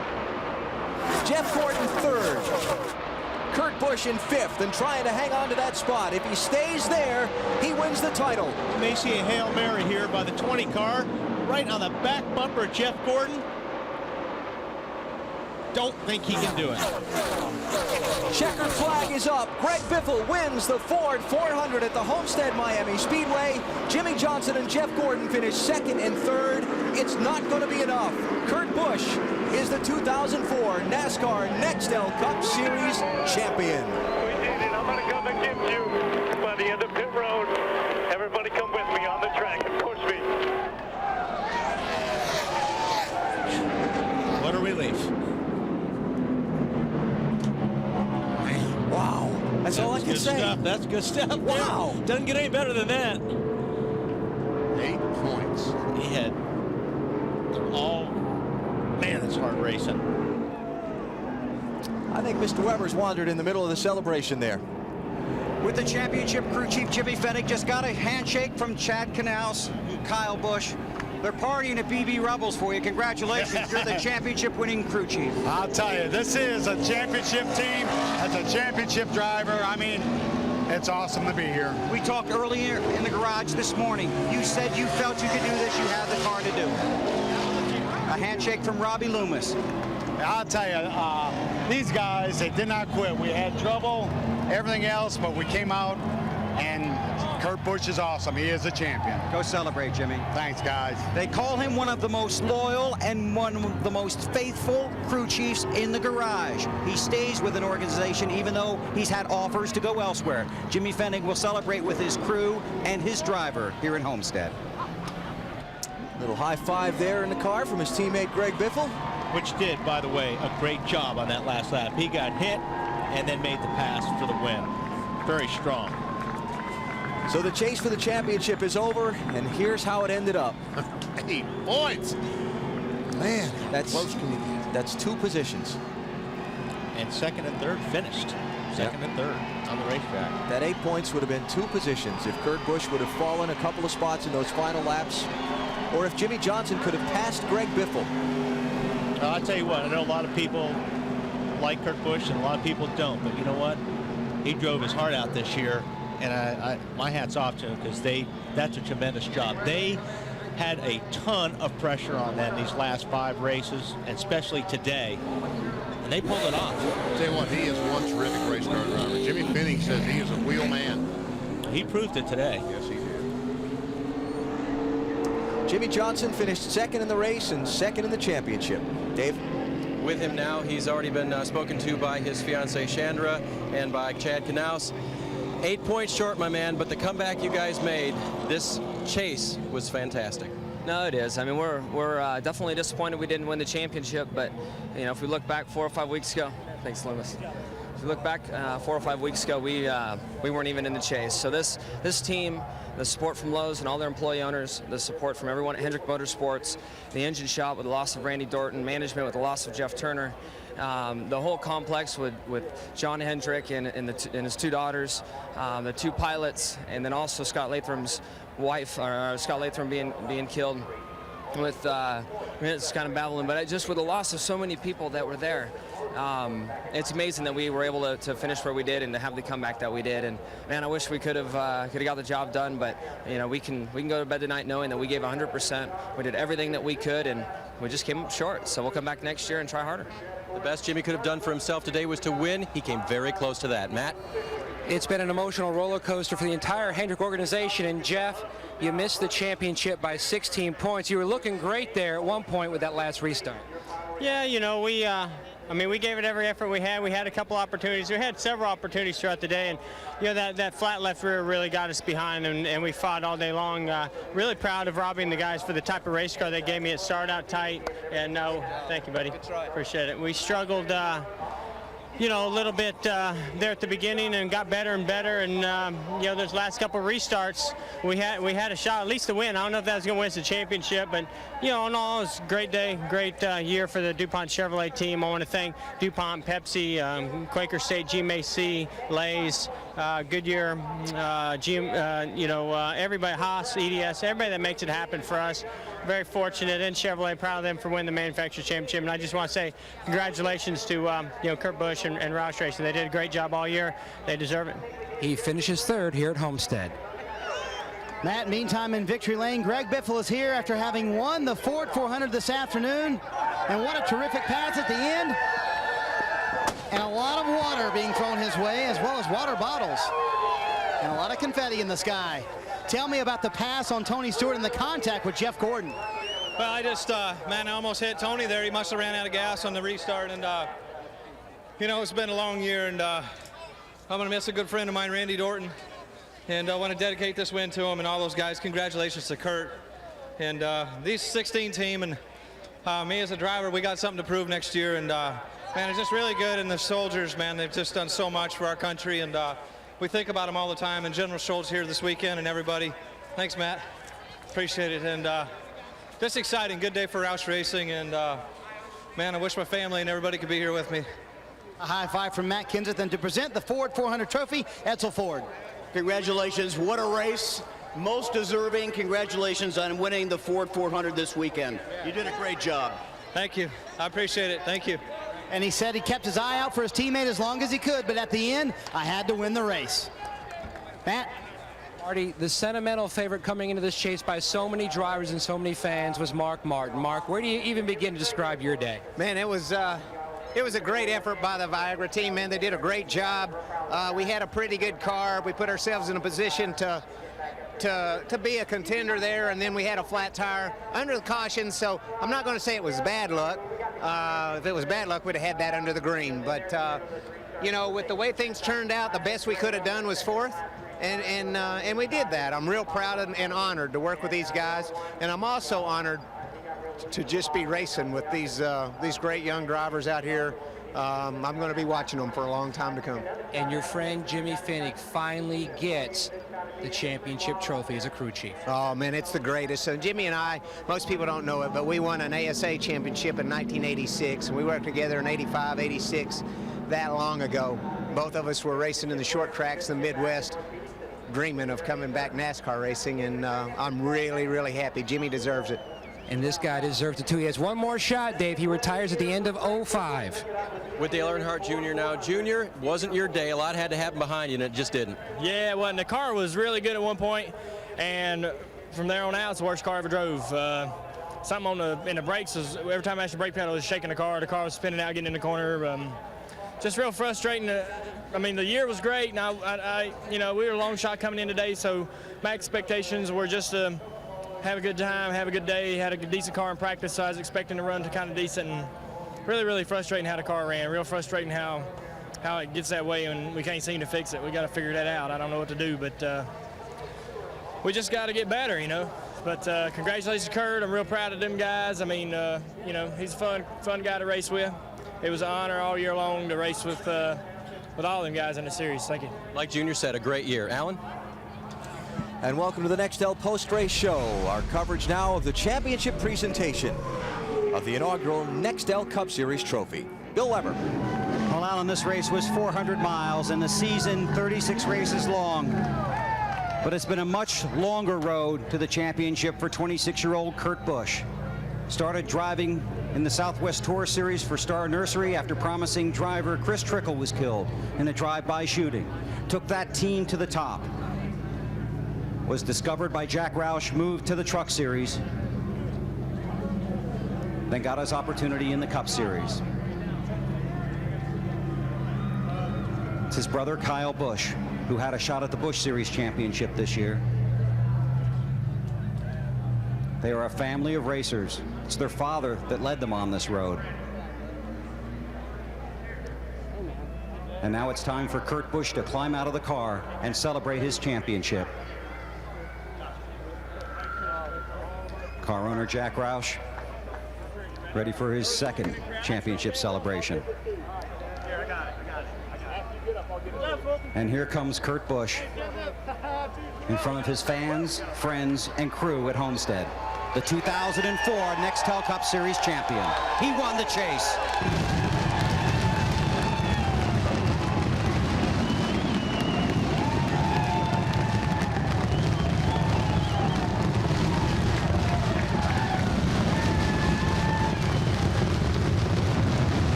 doesn't care how heavy it is. He could hold it forever.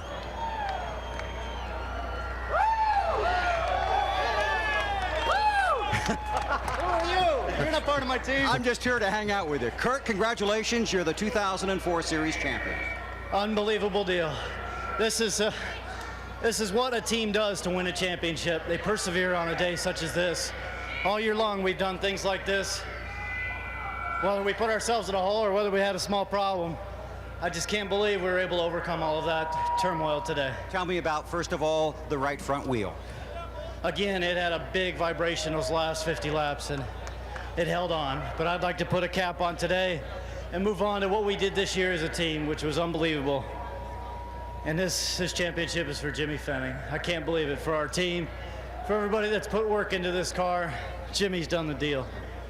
And that's why I'm choked up, is because there's heavy hearts in the NASCAR community with what we had to go through a few weeks ago.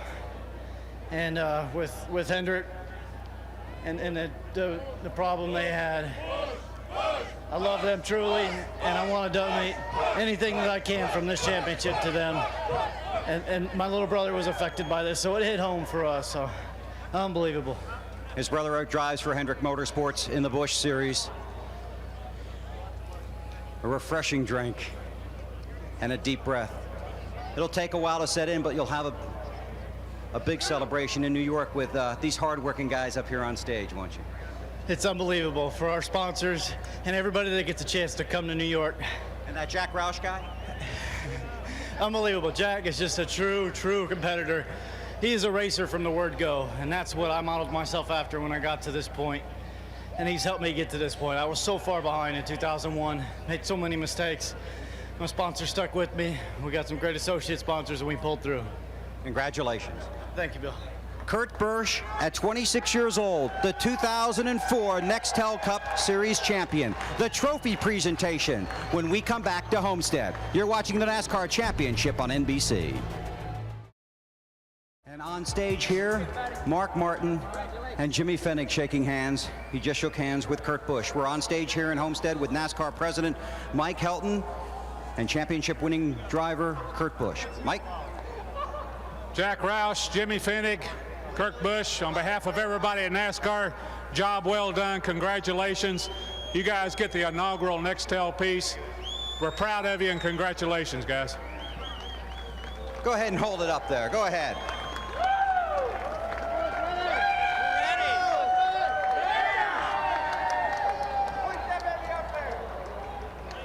There's the trophy.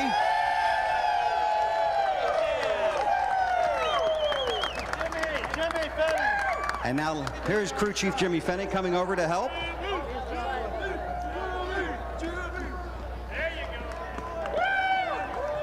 And now Kurt and Jack and Jimmy, we're with Tim Donahue from Nextel, and he has something else I think you're going to want to hold. Tim? Kurt, congratulations. Getting a handshake from Jeff Gordon. Congratulations, Kurt. One heck of a year. You just drove your heart out.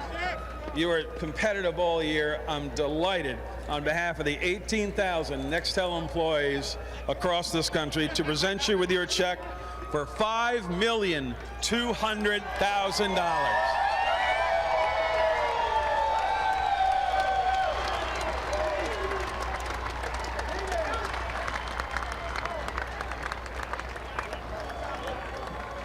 That's a big check, but it's pretty light. Tim, you have one more presentation for us here, don't you? I do indeed.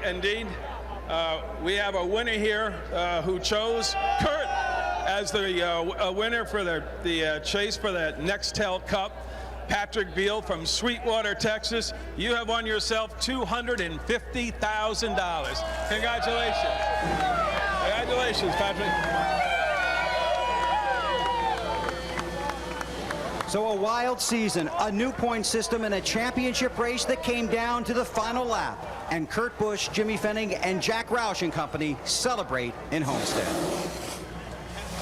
And the final margin after 14,456 miles of racing that started February 15th at Daytona. Yeah, there are people that were against this thing, the point system, when it came out, but they've got to be crazy after watching it this year and watching this race today. This season was fantastic, and today's race, unbelievable. Came right down to the last laps of the season. And congratulations to Kurt Busch, 26 years old, Las Vegas, Nevada, the 27th NASCAR champion of its top series. Mark your calendars in a couple of weeks, December 5th, the NASCAR Awards Special, and stay right where you are.